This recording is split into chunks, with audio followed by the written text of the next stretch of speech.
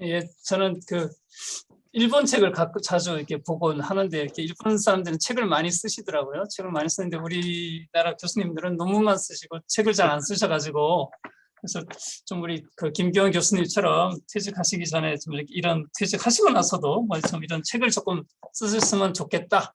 뭐 저도 솔직히 쓸 자신은 없지만은 우리 최정기 회장님이나 이제 조금 이제 그러신 분들 책을 좀 쓰셨으면 좋겠다라고 조금 압력을 조금 넣는 의미로 오늘 이제 김기원 교수님을 좀 모셔봤습니다. 예, 오늘 세미나 시작을 할 텐데 이제 우리 우수영 회장님 먼저 인사 말씀 해주세요. 아이고, 예, 오늘 하여튼 2022년도 들어와가지고 처음 하는 이제 산림과학회 처음 이제 화상 원래회입니다. 3월부터 이제 지금은 한 11월 혹은 12월까지 상황 봐가지고 쭉 이제 추진하려고 그러고 있고요. 한 달에 한 번씩 공지를 하겠습니다. 그래서 회원님들 관심 있으신 그 분야가 매치가 되면은 이렇게 들어오셔서 줌으로 들으시면 될 것 같고요. 오늘은 특별히 김기영 교수님께서 정년퇴직 하셨는데요. 그동안에 이제 대학에서 이제 쌓으신 경험과 연구 또 내공을 이 책에 이제 좀 담으셨어요. 그래서 우리 회원님들한테 이런 이제 책 소개하는 게 굉장히 의미가 있겠다 이렇게 되고요. 그다음에 이제 각 대학에서 들어오신 교수님들은 이제 대학에 보면은 도서관 예산이 교수님들 배정된 게 있습니다. 그래서 좀 들으시고 도서관에 좀 이 책도 이제 좀 사달라고 신청 좀 해주시면은 우리 저변도 넓어지고 우리 회원님들이 또 더 볼 수 있는 그런 기회가 될 것 같아서 그런 거 부탁드리고요. 뭐 여기 보니까 이 화면으로 또 이렇게 반갑게 만나게 되신 분들이 계신데 일일이 인사는 제가 못 드리고요. 그냥 이걸로 대신하도록 그렇게 하겠습니다. 예, 감사합니다. 감사합니다. 예, 그럼 오늘 발표를 맡아주신 김기현 교수님 계시고, 그다음에 일단 이따가 토론을 해주실 정주현 박사님, 그다음에 김보미 박사님도 계십니다. 그럼 김기현 교수님 뭐 준비된 게 있으시면 뭐 PPT 네. 띄우셔도 좋고, 예. 네. 예, 제가 예, PPT를 준비했는데요. 예. PPT를 그럼 띄면서 말씀드리도록 하겠습니다. 우선 말씀드리기 전에 지난 3월달 2월 말부터인가요? 온 나라를 다 떠들썩하게 했던 동해안 산불 꺼지긴 했습니다만은 불철주야 진화를 위해서 밤샘 작업을 하셨던 최병왕 산림청장님, 또 고기현 산불 본부장님, 기타 우리 현장에 투입됐던 수많은 우리 산림 공무원들, 또 그 지방의 주민들, 그리고 재산을 잃은 분들, 이런 분들한테 위로와 또 감사의 말씀을 드립니다. 그 기간 동안에 아마 전 국민이 불보다도 나무, 숲이 불에 의해서 태워지는 것을 굉장히 안타까워했고, 그 마음은 결국은 숲을 사랑하는 마음이 아니었을까라는 생각을 해봐요. 그래서 불탈 때만 우리 국민이 숲에 대한, 나무에 대한 어떤 경각심 이런 것만 갖지 말고 1년 내내 우리가 살아있는 동안 좀 좋은 생각을, 그리고 아끼는 마음 이런 걸 가졌으면 어떨까, 그런 생각을 해봤습니다. 전임 회장님, 그리고 현 회장님, 그리고 우리 김덕 백사님 이런 계획을 해주셔서, 그리고 저를 초대해 주셔서 대단히 감사합니다. 제목은 숲과 국가라고 하는 것에 어울리게 대한민국은 국부 산림국가다. 근데 제가 이 책의 결론이기도 한데요. 그렇게 큰 제목을 달고 부제로 우리는 무엇으로 사는가 이렇게 한번 다뤄봤습니다. 진짜 책 표준이 이렇게 생겼고요.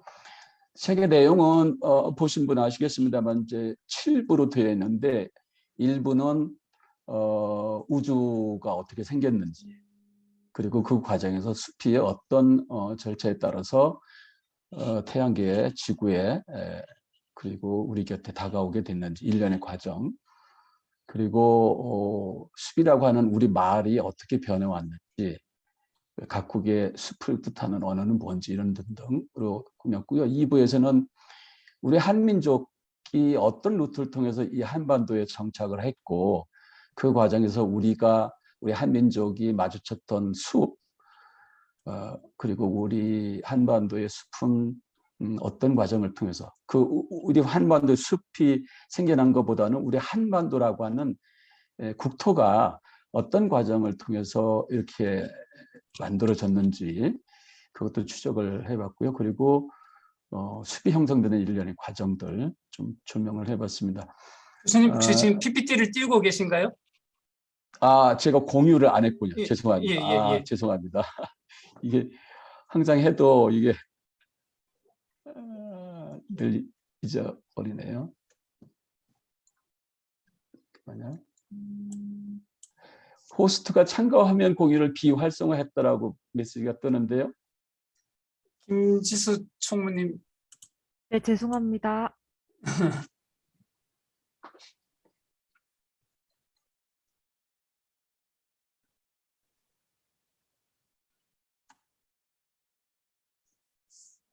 여전히 그런데요.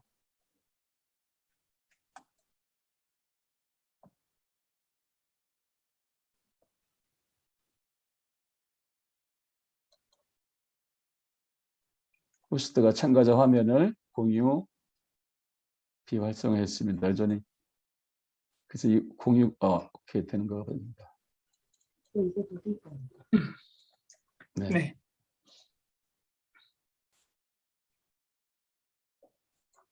네, 됐죠? 네. 네. 그래서 제 3부에서는 이제 그렇게 형성된 숲이 고대 국가는 말고 조선시대에 와서 잘못된 산림 정책이나 이런 것들로 인해서 많이 황폐되고 그것이 군정, 환정, 전정 이런 것들과 어울려서 제가 보기에는 사정문란을 일으키지 않았냐 이런 생각도 해봤습니다. 그래서 근대에 와서 현대에 와서 국토 녹화를 했고요. 그리고 4부, 5부는 이렇게 국토 녹화 성공으로 울창하게 가꿔진 숲 덕분에 가칭 산림 인문학이라고 하는 그런 학문도 발전을 하고 또 복지라고 하는 그런 혜택도 우리가 많이 입고 그래서 이것을 저는 신애림 사상이라고 명칭을 붙이고 좀 자세하게 비춰봤고요. 그다음에 6부에 가서는 국토녹화, 제2의 국토녹화라고 해서 국민녹화론이라고 했는데 우리가 울창한 숲을 가지고 있긴 하지만 우리 국민들의 정신적인 상태가 OECD나 유엔에서 조사한 결과에 의하면 굉장히 뭐라고 할까요? 피폐화돼 있다. 건강도 자신 없고 정신적으로 스트레스를 굉장히 많이 받고 그리고 세계에서 자살률이 굉장히 높은 나라 뭐 등등 선진국인데도 불구하고 근데 우리 선조들이 국토 녹화에 성공을 했지만 그래서 울창한 숲을 가지고 있는데 왜 우리 국민들의 정신이 이럴까? 그래서 제2의 국토 녹화라 국민을 녹화시켜야 된다. 그렇게 제목을 달아봤습니다. 그다음에 마지막으로 숲과 국가 북부 산림 국가론을 정리했고요. 자세한 내용들은 일일이 다 설명하기 그렇습니다만은 아까 잠깐 말씀드린 부별로 그런 내용들입니다. 특별히 2부에서는 우리 한민족이 저쪽 북방으로부터 쭉 시베리아 거쳐서 몽고 거쳐서 한반도로 내려오는 과정에서 가장 많이 만난 나무가 자작나무인데 지금은 많이 그 특관이 사라지긴 했습니다만 우리 민족을 백의 민족이라고 그러잖아요. 근데 백의 민족이라고 하는 말이 도대체 어디서 왔는가? 그걸 추적했더니 결국은 한민족이 북방으로부터 한반도까지 이주해 내려오면서 많이 만났던 자작나무 숲에서 비롯됐다는 것을 알게 됐습니다. 그게 이제 신수 사상과 관련이 되는데 그 내용들을 3장에서 좀 추려봤고요. 그래서 우리 결국은 백의민족 정신이라고 하는 말이 나올 정도로 우리 민족은 굉장히 숲을 사랑한 민족이다. 그래서 한민족은 숲의 후예가 아니겠는가 그런 생각을 해봤고요. 그리고 그렇다면 백의민족 정신을 나타나게 한 자작나무는 우리 한민족의 시원 문화 코드가 아니겠는가 이런 생각을 해봤습니다. 그리고 여기 제가 우리 국토의 형상을 우리는 이제 지금 호랑이상이라고 그러는데 제가 보기에는 이게 백마상이 아닌가 생각이 돼요. 북쪽에 그 두만강에서 압록강, 그다음에 이 신의주로 뻗쳐오는 그 국토의 경계선을 보면 오히려 말이 얼굴을 쳐들고 앞발을 막 이 대륙으로 뻗어 올라가려고 막 줄다름쳐 가려고 하는 그런 형상을 띠고 있는 게 아닌가 싶어서 백천마상이라는 생각을 해봤습니다.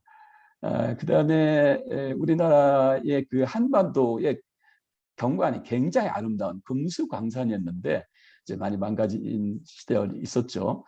그리고 우리가 흔히 알고 있는 고요한 아침의 나라, 이거는 그 외국 사람들이 우리나라에 와서 느끼고 보고 그렇게 우리한테 별명을 붙여준 게 아니고 우리 국민 스스로가 우리나라는 고요한 아침의 나라라고 그렇게 불렀던군요. 제가 책을 쫙 쳐다보니까 그래서 그것에 대한 얘기도 좀 같이 곁들였습니다. 그리고 우리나라 세계 전체 지도를 쭉 펼쳐놓고 보면 우리나라가 작지만 굉장히 기가 막힌 자리에 위치해 있어요. 앞에는 일본이 막아주고 그리고 막아준 그 틈새를 따서 우리가 태평양으로 펼쳐나갈 수 있고 북쪽으로는 대륙으로 연결돼 있어서 굉장히 안온하고 대륙과 대양으로 펼쳐나갈 수 있는 안정된 위치에 있다는 것을 또 알게 되기도 했습니다. 그래서 그런지 우리 민족들이 선조들이 고요한 아침의 나라 이런 명칭을 붙인 것은 아닌가. 그 당시에 그렇게 세계 지도를 쫙 보고 우리나라를 이렇게 평가할 만한 그런 시기는 아니었을지 모르지만 이런 생각을 해봤고요. 그다음에 조선시대에는 뭐 많이 산림 정책이나 이런 것들로 인해서 훼손이 됐는데 조선시대의 산림 정책을 그냥 살펴보기 위해서는 이제 무슨 그 법적인 측면 이런 것만 봐야 될 게 아니라 나라 전체가 도대체 어떻게 돌아갔는가를 볼 필요가 있다는 생각이 들어서 조선시대 전체의 통치 이념이라든가 정치 사상, 자연관, 토지 정책, 예술, 문화, 사조 뭐 등등을 쭉 한번 살펴봤습니다. 꽤 시간이 많이 걸리긴 했는데요. 그래서 살펴봤더니 결국은 뭐 많은 이론이 있겠습니다만은 아까 말씀드린 것 같이 전정이나 군정이나 황정처럼 살림이 굉장히 많이 황폐돼. 백성들이 나무가 있어야 집을 짓고 살고 숲에 들어가서 자기 조상을 모셔야 되고 부모가 돌아가시면 관을 짜서 모셔야 되는데 관을 짤 만한 나무까지도 못 얻을 정도로 완전히 피폐한 그런 상태였습니다.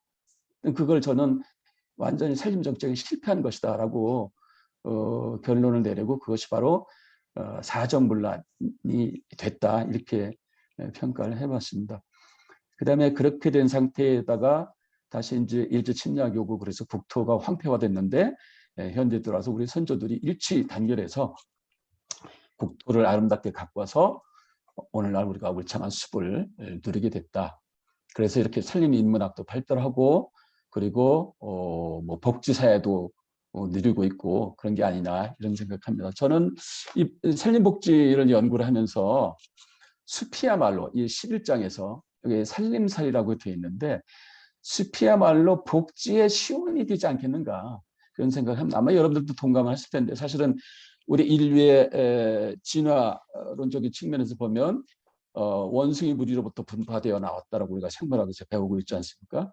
원숭이들은 나무에 살고 숲에 살았기 때문에 그 숲에 원숭이나 우리 인류의 조상 중에 조상이 먹고 살 수 있는 것들이 모두 다 있었던 거죠. 복지에서 가장 중요한 게 먹고 사는 거 아니겠어요? 그렇다면 바로 숲이 복지의 시원이었다. 그렇게 결론을 맺지 않을 수가 없는 거죠. 근데 오늘날 복지, 산림복지를 얘기를 할 때 그냥 뭐 사회복지의 개념에서부터 시작해가지고 이렇게 얘기를 하는데 저는 그런 것들이 굉장히 못마땅합니다. 복지 자체가 숲에서 시작했는데 왜 사회복지부터 얘기를 해야 되는가? 그런 안타까움을 많이 가지고 있어요. 그래서 쭉 살펴본 게 산림 이용 후생학, 산림 후생학적인 측면에서 그 학문을 펼친 사람들은 어떻게 생각하고 있는가 또 한번 보고 그랬더니 결국은 저는 복지 시작이 숲으로부터 시작했다 이렇게 결론을 낼 수밖에 없었습니다. 그 다음에 여기 이제 12장에서는 여기 제가 산림 명제와 7대 산림 성지론 뭐 이런 말을 썼는데 산림청에서 이제 산림복지 얘기를 하면서 생애 주기별 7대 주기별 그런 산림복지도 얘기를 하고 그러는데 1토, 3토, 10토 뭐 이런 얘기를 하지 않습니까? 근데 그거를 쭉 좀 더 세분해서 보면 살림이야말로 생명이 태어나 그렇죠. 우리를 비롯해서 먼 시대로 가면 갈수록 진화론 좀 측면에서 태어나면 거기서 자랐죠. 그래서 모태 역할하고 일정한 기간 동안 자라게 하는 요람 역할을 했죠. 인류 진화론적인 측면에서 보면 아마도 라마피테쿠스 지나서 드레오피테쿠스 혹은 오스트랄로피테쿠스까지는 적어도 인류가 숲 바깥으로 완전히 나오기 이전에 숲에서 살았기 때문에 그게 바로 인류한테는 살림이 요람의 역할을 한 게 아니겠는가. 문명의 발달 과정과 관련해서도 그런 생각을 합니다. 그다음에 오늘날에 와서는 뭐 다 얘기할 수 있는 것처럼 일자리를 주고 일터로서 평상시에 평상시에 가서 생활할 수 있는 삶터의 역할도 하고 또 휴양하는 쉼터로서의 역할도 하고 또 마지막 우리가 죽으면 숲에 가지 않습니까? 모든 사람이 죽으면 숲으로 가죠. 혹은 먼저 나무에 가죠. 목관 속에 들어가야 되니까 화장을 하든 매장을 하든 어쨌든 수목장님 등등에 가서 조용히 쉽니다. 그게 마지막 안식처로서의 역할이죠.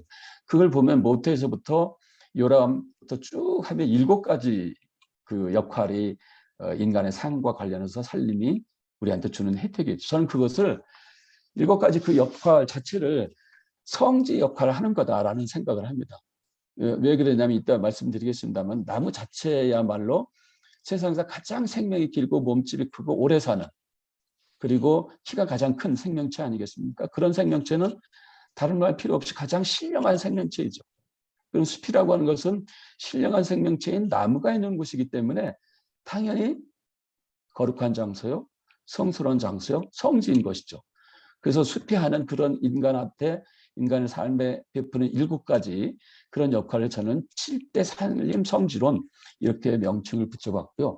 그런 7가지 인간의 삶에 필요한 것들을 주니까 그것이야말로 숲이 인간들한테 베푸는 혜택이고 은혜고 그런 것이죠. 그걸 다른 말로 표현하면 숲이 우리 인간의 삶을 위해서 베풀고 나누고 배려하는 것. 그건 다른 말로 표현하면 저는 그것이야말로 사랑이다. 그래서 숲은 사랑이다. 이렇게 대명자로서 이름을 좀 붙여봤습니다. 그래서 6부에서는 아까 말씀드린 대로 제2의 국토 녹화를 해야 된다. 국민 녹화. 우리 정신이 그렇게 세계 선진국 국민이긴 하지만 정신이 좀 연약하고 그리고 자살도 높고 그래서 정신을 좀 개조하고 정신을 숲으로 정화해야 된다. 그런 의미로 제2의 국토 녹화로서 국민 녹화 이렇게 얘기를 했습니다. 그리고 국민 녹화하려면 오늘날 우리가 여러 가지 정치 사회적인 갈등 그리고 지금 요즘에 대두되고 있는 화두가 대통합이라고 하는 말을 많이 쓰지 않습니까? 선거 끝나고 흐트러진 국민의 마음을 하나로 모아야 되는 거기다가 정신적인 것도 많이 흐트러지고 그렇기 때문에 그러면 우리가 그 사회적인 갈등을 겪었을 때 지난 몇 년 동안 이게 뭐 정치적인 그런 발언은 아닙니다만은 가령 어떤 정의의 문제, 상식의 문제, 공정의 문제 이런 등등을 한편으로는 어떤 사람은 맞고 어떤 사람은 틀리고 서로 갈등을 가지고 있었는데 왜 그런 뻔한 일에 대해서 갈등을 겪고 있을까? 우리 국민이 저는 그 원인을 우리가 백의민족 정신의 백의, 흰백, 하얀 거, 백색 이것이 가지고 있는 이념적인 것을 잃어버렸기 때문에 그런 것은 아닐까 이런 생각도 해봅니다. 얼토당토한 생각이 또 있겠습니다만은 그래서 그 백의민족 정신이 온 자작나무의 흰색을 우리 생활 주변에 좀 많이 경관 조성을 해서 보여줄 필요가 있다. 그래서 자작나무 문화 코드를 좀 복원할 필요가 있지 않겠는가 그런 생각을 가지고 이야기를 쓴 겁니다. 네, 7부는 뭐 아까 잠깐 말씀드린 바와 같이 국부살림국가론 숲은 국부다 이런 내용으로 되어 있습니다. 전체 내용은 탄생 질문 뭐 이런 등등으로 구성되어 있는데 조금 빠른 속도로 진행하겠습니다. 약 한 50분 정도 하면 되죠, 임 박사님? 네. 여러분 우리 숲에 대해서 다 공부하고 가르치고 배우고 그럽니다만은 숲이 우주가 생기는 과정에서 어떻게 생겼는지 한번 정리해 보실 수 있을지요? 저는 이제 그 산림 사회교육, 소위 산림 교육을 하면서 그것을 쭉 궁금해 가지고 정리해 봤는데 우리가 알고 있는 것처럼 138억 년 전에 빅뱅이라고 하는 현상에서 즉 우리의 상상을 뛰어넘는 고온, 고밀도, 고압의 가스가 폭발했죠. 그래서 이제 팽창하면서 냉각하면서 어떤 현상이 일어났습니까? 구름이 형성됐잖아요. 가스들이 이렇게 뭉쳤잖아요. 그래서 생겼다라고 이제 별이며 이런 것들이 생겼다라고 얘기를 하죠. 그래서 이제 우주가 이렇게 생긴 것인데, 우주의 그 창조에 대한, 창조가 아니라 우주가 형성된 과정의 책을 보면 인간이 관측 가능한 우주 지평선이 크기가 460억 광년이나 된답니다. 태어난 지는 137억 광년 전인데 팽창된 우주의 관측 가능한 우주 지평선, 그러니까 지평선이라고 하니까 내가 서 있는 위치에서 반대쪽 길이를 얘기를 하는 거잖아요. 그게 460억 광년의 거리라고 한답니다. 그러니까 지름으로 얘기하면 약 920억 광년의 크기를 가지고 있는 것이 과학적으로 관측 가능한, 이론적으로 관측 가능한 그런 우주의 크기라고 한답니다. 그러니 우주가 얼마큼 넓은가 생각을 해볼 수 있겠죠. 대단합니다. 우리가 살고 있는 지구 사진을 가장 크게 찍은 사례인데 아폴로 11호가 찍었다고 그러는데, 이것은 이제 달 어디 갔을 때 찍었다고 얘기를 하는데요. 우리는 지구 사진을 이 정도밖에 못 봅니다. 가까이서 클로즈업시켜서 찍은 사진이겠습니다만은. 그런데 여러분들이 잘 알고 계신 코스모스의 그 저자인 칼 세이건이라고 하는 사람이 굉장히 궁금해했어요. 지구에서 가장 멀리 떨어진 인공위성이 가서 가장 멀리 떨어진 곳에 가서 지구가 어떻게 보일지 한번 사진을 찍어보자. 천문학자로서 그게 궁금했던 거예요. 근데 그 전까지는 그거를 시도를 못했는데, 왜 시도를 못했냐면 지구를 향해서 카메라를 대면은 카메라가 망가지는 거죠. 태양빛에 의해서. 그런데 보이저 1, 2호 계획을 하면서 강력하게 칼 세이건이 나사에 요청을 해가지고 한번 찍어보자. 그래서 찍은 사진이 바로 여러분들이 잘 아시는 이 사진인 거죠. 이 하얀 점이 아니고 사실은 블루도트죠. 푸른 지구. 우주를 약 60억 킬로미터 정도 떨어져 있는 곳에 지구 사진을 찍었더니 이렇게 작게, 우주 전체에서 보면 보이지도 않겠죠. 반지름 6,400km의 지구, 우리가 여기서 살고 있습니다. 더 멀리 찍으면 더 작아 보이고 아주 안 보일 수도 있겠죠. 이쯤에서 우리의 인류 역사를 뒤돌아보면 엄청나게 많은 폭군들이 나와서 무자비한 전쟁을 일으켜서 사람을 말살하고, 또 가깝게 있는 국가 안에서, 또 가깝게 더 가까이 있는 지역에서, 혹은 뭐 이웃끼리 다툼을 하고 그렇게 살고 있습니다. 그게 우리가 알고 있는 지구입니다. 이쯤에서 이런 질문을 해봅니다. 세상에서 가장 소중한, 여러분들이 생각하시기에 세상에서 가장 소중한 거 뭐일 것 같습니까? 저는 누구한테 질문을 하려고 그랬는데 시간이 별로 없으니까 그렇습니다. 나 자신 생명입니다. 나 자신의 생명이에요. 나 자신의 생명이 가장 소중하죠. 나 자신의 생명 없어지면 뭐 아무것도 듣지도 보지도 먹지도 누굴 뭐 어디 구경 가지도 못하고 그러잖아요. 그런데요, 나 자신의 생명보다도 더 중요한, 더 소중하죠. 그건 뭐겠습니까? 나 자신의 생명을 유지시켜주는 거죠.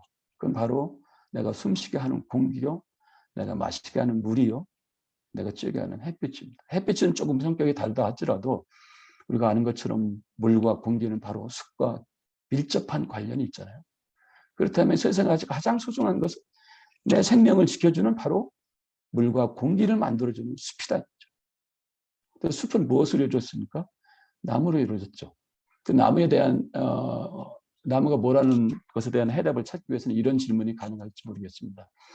지구상에서, 아니면 세상에서 가장 단일 생명체로서 가장 오래 살고 가장 몸집이 크고 가장 키가 큰 거, 바로 나무이죠.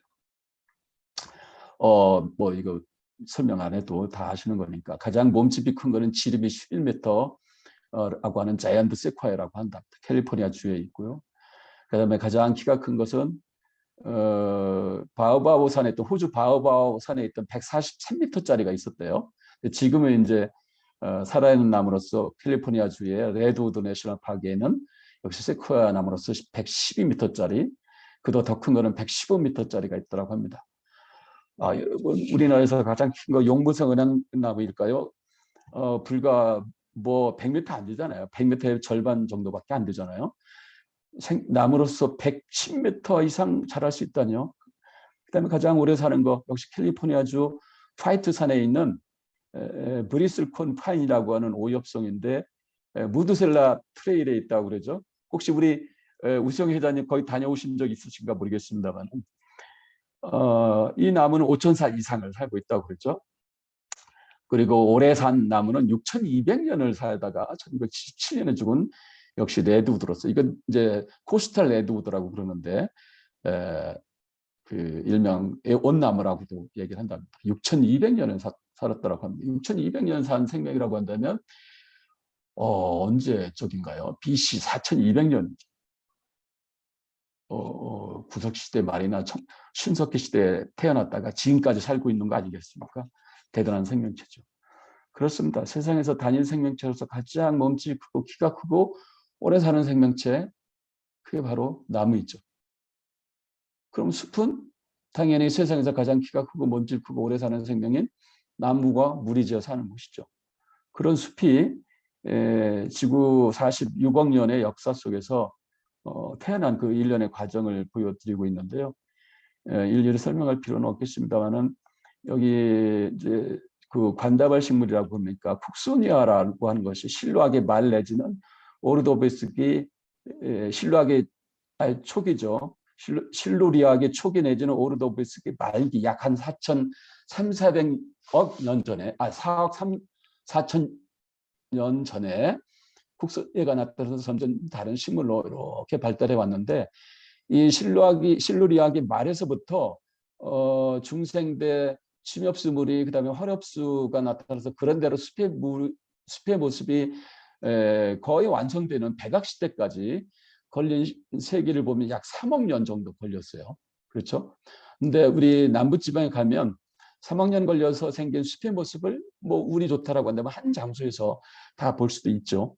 근데 그것이 뭐 어느 한 시점 같은 시점에 태어난 게 아니고 최소한 3억 년 걸려서 세상에 나타난 거다.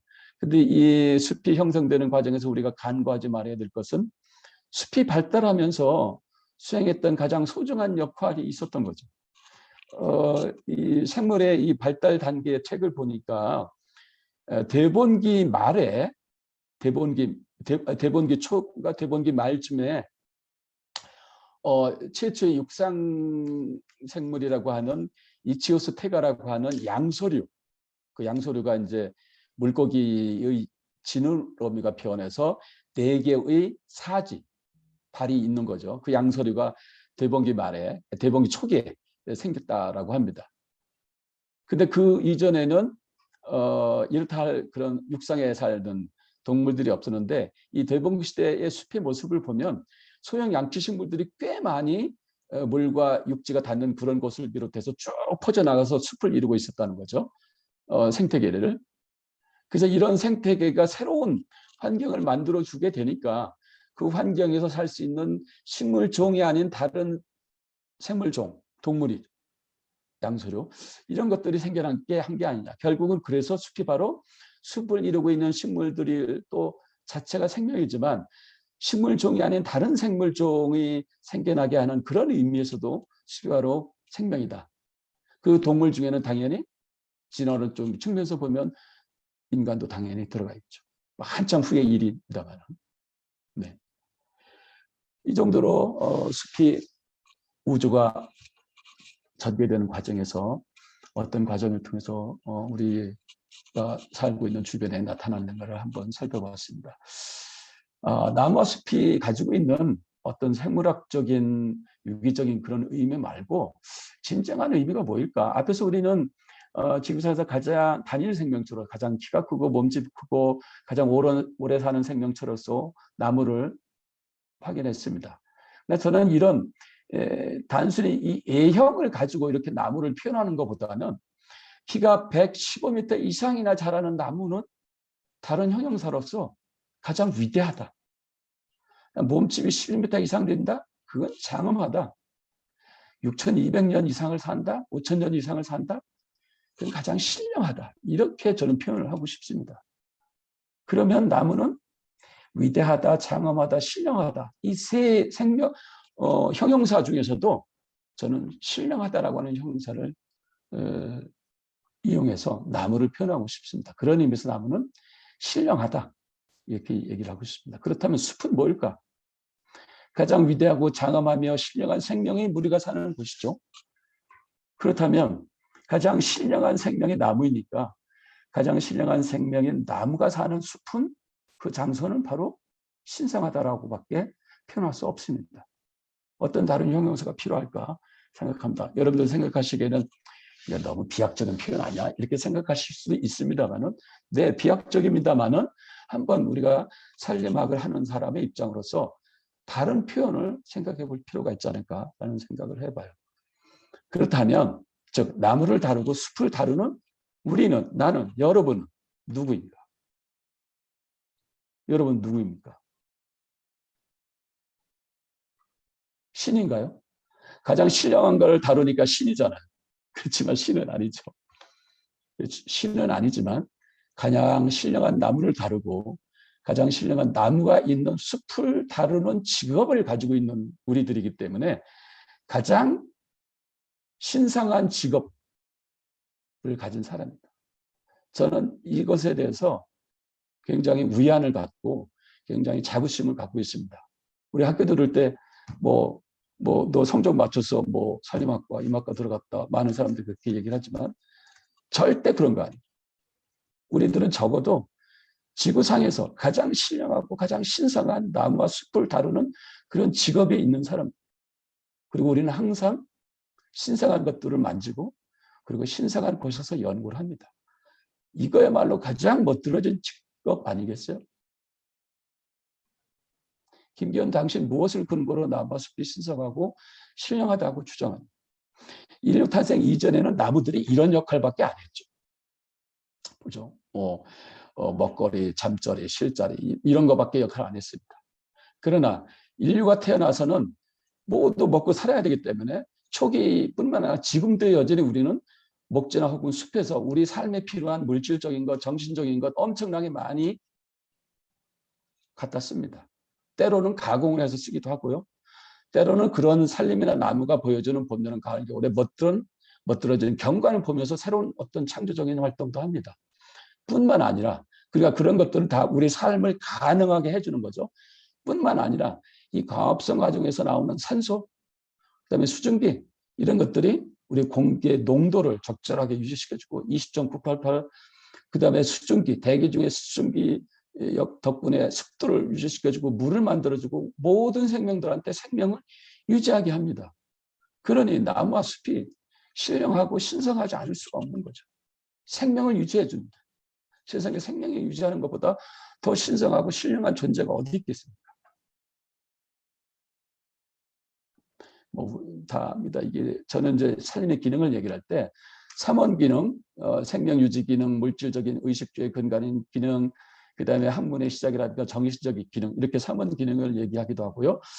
소위 이제 공익적 기능으로서 이와 같은 다원 기능 12가지입니다만 다원 기능을 얘기하기도 합니다. 이 다원 기능이 있고 그다음에 3원 기능이 있기 때문에 인류의 삶, 우리들의 삶이 윤택하고 또 생명 유지가 가능한 게 아닌가 그런 생각을 합니다. 또 다른 의미에서 나무와 숲을 그렇게만 좀 가지고 있는 의미를 해석할 게 아니라 이런 쪽에서도 한번 생각을 해봐서 저는 이제 명칭을 소위 좀 건방진 표현일지 모릅니다만 중합적 인식, 폴리메릭 에피스테몰로지 이런 표현을 쓰는데요. 첫 번째는 나무와 숲을 생각을 할 때 우주론적인 인식을 한번 해보자. 대우주의 질서 속에 태양계가 있고 지구가 있고 숲이 있고 이런 거죠. 근데 태양계는 스스로 자존할 수 없잖아요. 우리 은하에 있어야 되고 우리 은하는 은하단은 초은하단, 초은하단은 우주 대우주 속에 있어야 모든 것들이 다 존재가 가능하죠. 맨 끝에 있는 나도 그렇잖아요. 이 질서가 무너지면 전부 다 무너지는 거죠. 그래서 우리 숲을 얘기를 할 때도 그 우주의 질서 속에서 얘기를 해야 되고 그리고 숲 덕분에 살아가는 우리 모든 생명들 그리고 나 당연히 그런 질서 속에서 인식을 해야 된다.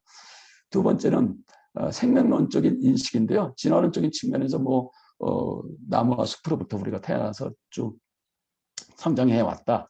그리고 숲 자체가 생명이기도 하지만 다른 아까 예를 들은 이초스테가라든가 많은 생명들, 육지에 살고 있는 생명들을 태어나게 하고 거기에 인간도 태어나게 하기 때문에 생명론적인 측면에서도 당연히 나무와 숲을 생각을 해야 된다. 그다음에 세 번째는 이제 문화적인 인식을 해야 된다는 게 나무와 숲이 있기 때문에 작가들이 거기에서 뭔가 연상을 해서 새로운 작품들을 만들어내고 그러잖아요. 여러분들이 잘 알고 계시는 더 기빙 추리, 아낌없이 주는 나무 다 아시죠? 시들이 옛날에 나무가 있었는데 나무한테는 한 소년이 있었죠. 그 나무는 이제 사과나무였습니다만은 내용 전개상 그 사과나무와 그 소년은 친구가 돼서 놀고 그다음에 그네도 튀고 나무에 올라가서 사과도 따먹고 이랬죠. 소년이 자랐습니다. 청년이 됐어. 돈이 필요했어요. 돈이 필요해서 나무한테 왔죠. 돈이 나 필요한데 돈 좀 줄 수 없겠니? 그랬더니 나무가 이야기, 야 나한테는 돈은 없어. 그렇지만 사과를 따다 팔면 돈이 되지 않겠냐? 소년이 또 성장했습니다. 나한테 집이 필요해. 집 좀 어떻게 마련할 수 없겠냐? 나무는 또 말했습니다. 나 줄기를 자르다가 집을 지으면 될 거야. 소년이 또 찾아왔습니다. 나한테 배가 필요해. 배를 어떻게 좀 마련할 수 없겠니? 그래, 이 줄기를 잘라다가 배를 만들고 타고 가거라. 소년이 완전히 다 늙은 다음에 꼬부랑 깽깽 할아버지가 된 상태에서 다시 찾아왔습니다. 나무야, 나 편히 쉴 곳이 필요해. 나한테 편히 쉴 곳을 좀 마련해 줄 수 없겠니? 더 이상 나무를 줄 곳이 없었죠. 단지 그루터기밖에 남아있는 것이 없었습니다. 나무는 생각했습니다. 그리고 말했습니다. 소년아, 나한테 남은 것은 그루터기뿐이야. 그렇지만 그루터기야말로 앉아서 쉬기에는 제일 좋을 거야. 그래서 마지막 그루터기를 줘서 늙은 소년은 앉아서 쉬었습니다. 나무는 이 기빙 추리를 통해서 우리 인간한테 주는 메시지처럼 살아서도 죽어서도 모든 것을 다 헌신하죠. 인간의 삶을 위해서 모두 다 바칩니다. 우리는 그것을 모두 다 갖다 쓰죠. 나무를 심은 사람 우리 스토리 잘 압니다. 그리고 또 나무들이라고 하는 산문시, 숲이라고 하는 산문시 있습니다. 나무들이라고 하는 이 산문시는 헤르만 헤세가 쓴 시인데요. 첫 문장에 나무는 나에게 언제나 제일 감명 깊은 설교자였습니다. 이렇게 시작을 해요. 설교자는 누가 합니까? 스님, 신부님, 목사님 이런 분들이 설교하시잖아요. 근데 그분들이 설교할 때 스님은 불경에 입각해서 목사님과 신부님은 당연히 성경에 입각해서 설교를 합니다. 왜? 불경과 성경은 부처님의 진리 말씀이고 하나님의 진리 말씀이기 때문에. 그래서 그런 진리의 말씀에 입각해서 설교를 해야 사람들한테 스님이고 신부님이고 목사님이고 감명을 줄 수 있거든요. 그런데 헤세는 나무가 그런 감명을 주는 설교를 하는 설교자라고 얘기를 했던 거죠. 이게 기독교 국가에서 이런 표현을 하면 굉장히 신성모독적인 그런 표현이잖아요. 근데 왜 헤세가 나무한테 그런 표현을 했을까? 우리가 알고 있는 것처럼 나무는 모수에서 씨앗이 떨어지면 자기가 떨어지고 싶은 곳에 떨어지는 게 아니잖아요. 그렇죠? 신이 한번 정해주면, 어머니가 한번 정해주면 그 자리에 서서 그대로 운이 좋으면 싹 터서 그대로 자라서 커다란 나무가 되죠. 그러면 커다란 나무가 돼서 자라더라도 전쟁이 와도 이사 갈 수도 없고 피할 수도 없고 비가 오거나 눈이 오거나 덥거나 어떻게 할 수가 없는 상황이잖아요. 그러니까 그 모든 역경을 이겨내고 산 흔적들은 다 나이테에 쓰여 있잖아요. 그런 것을 헤세가 관찰하고 나무야말로 진리의 삶을 보여주는 생명체다. 그래서 이렇게 나무는 나에게 언제나 제일 감명 깊은 설교자였습니다. 이렇게 표현을 했던 것도 대단한 표현이죠. 그래서 나무는 성소이다. 이렇게요. 성소라고 하는 것은 아마도 기독교에서 그 법궤라고 하는 하나님의 말씀이 들어있는 궤짝 그것이 있는 곳으로 제가 알고 있는데요. 그럴 정도로 나무는 그야말로 진리를 보여주는 곳이다. 이렇게 표현하고 있습니다. 무시 못할 생명체, 우리가 다루는 나무입니다. 김진경 시인이라고 하는 사람이 이 시를 썼는데요. 이 시를 쓰기 전에 며칠 동안 집 밖을 출입을 안 한 상태였어요. 그래서 며칠 만에 집 밖에 나왔는데 자기 코끝을 스치는 아주 향긋한 냄새가 있는 거예요. 그게 도대체 이 향기가 어디서 날까? 숲 안으로 찾아 들어가고 있는 중입니다. 그렇게 연상하시면서 한번 음미해 보시기 바랍니다. 오늘 숲길을 따라 걸었다.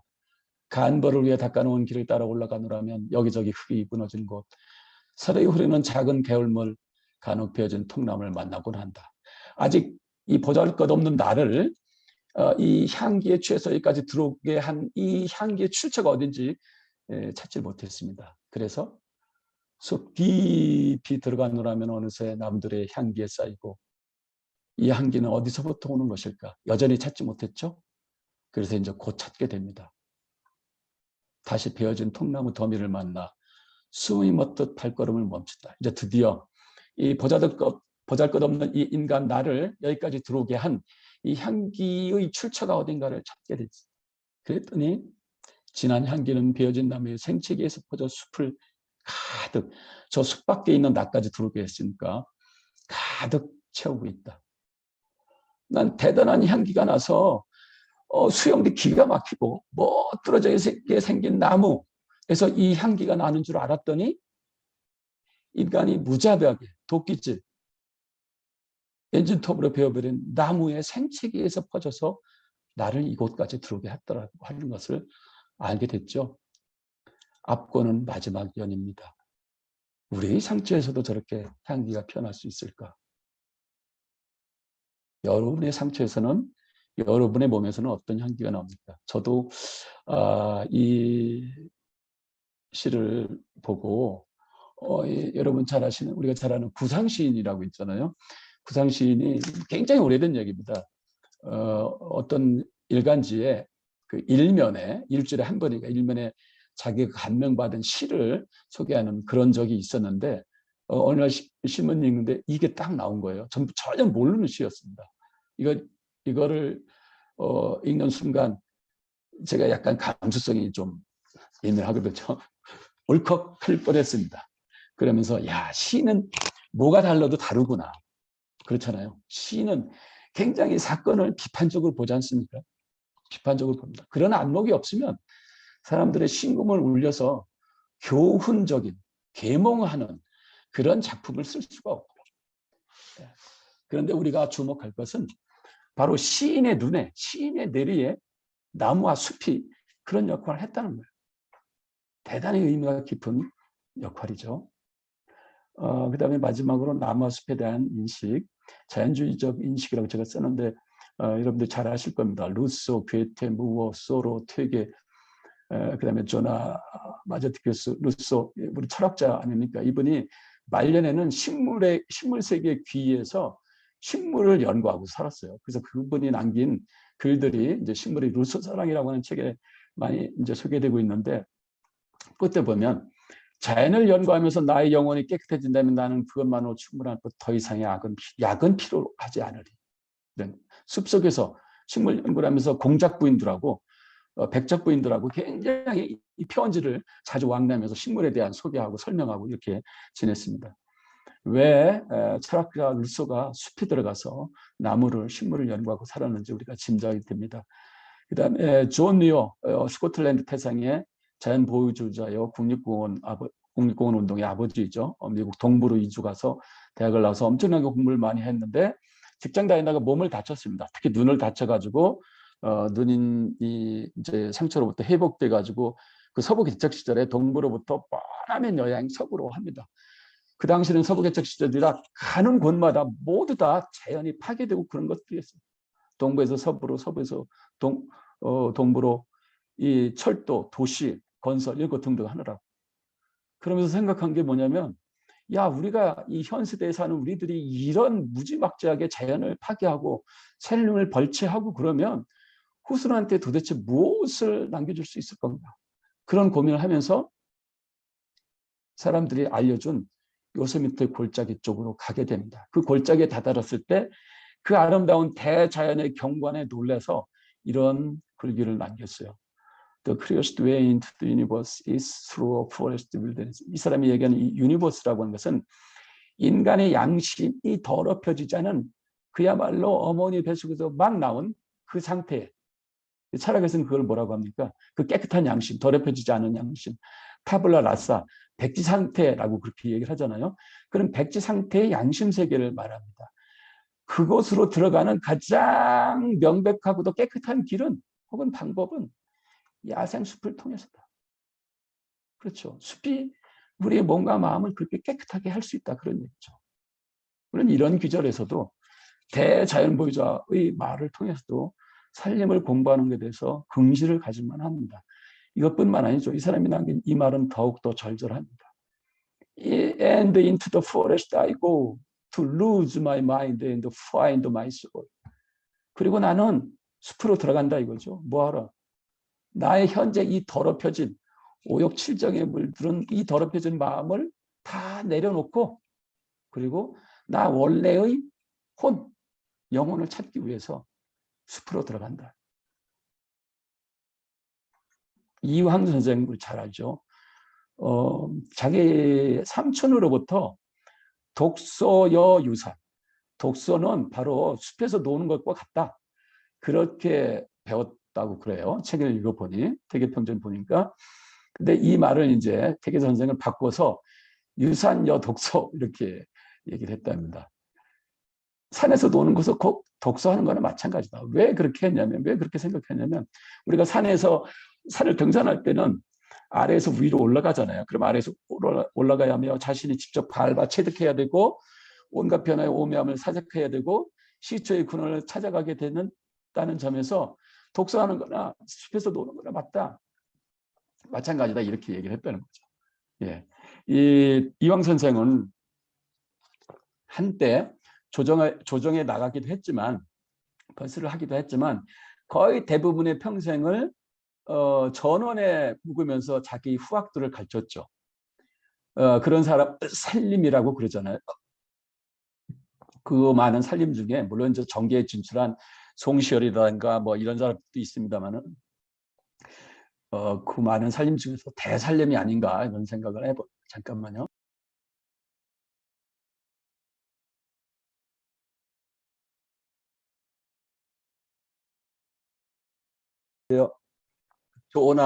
조나 마제트 교수라고 한 UC 데이비스 대학에 있는 감염병 전문가인데요.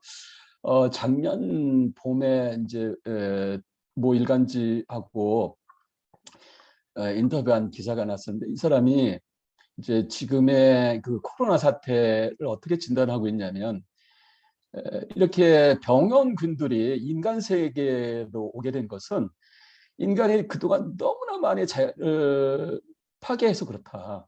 원래 병원균들이 대자연 속에 숲속에 산림지대에 살고 있었는데 인간이 산림을 없애니까 더 이상 자기들의 서식처를 잃게 돼서 그래서 숙주를 인간한테 발견하고 인간한테 이렇게 오는 거다. 그렇게 얘기를 하고 그럼 도대체 그거를 해결하려면 어떻게 해야 되냐? 지금 현재 방역에 쓰는 2%의 예산만이라도 살림을 복구하는 데 쓰면 된다. 그렇게 주장을 하는 걸 봤습니다. 그렇습니다.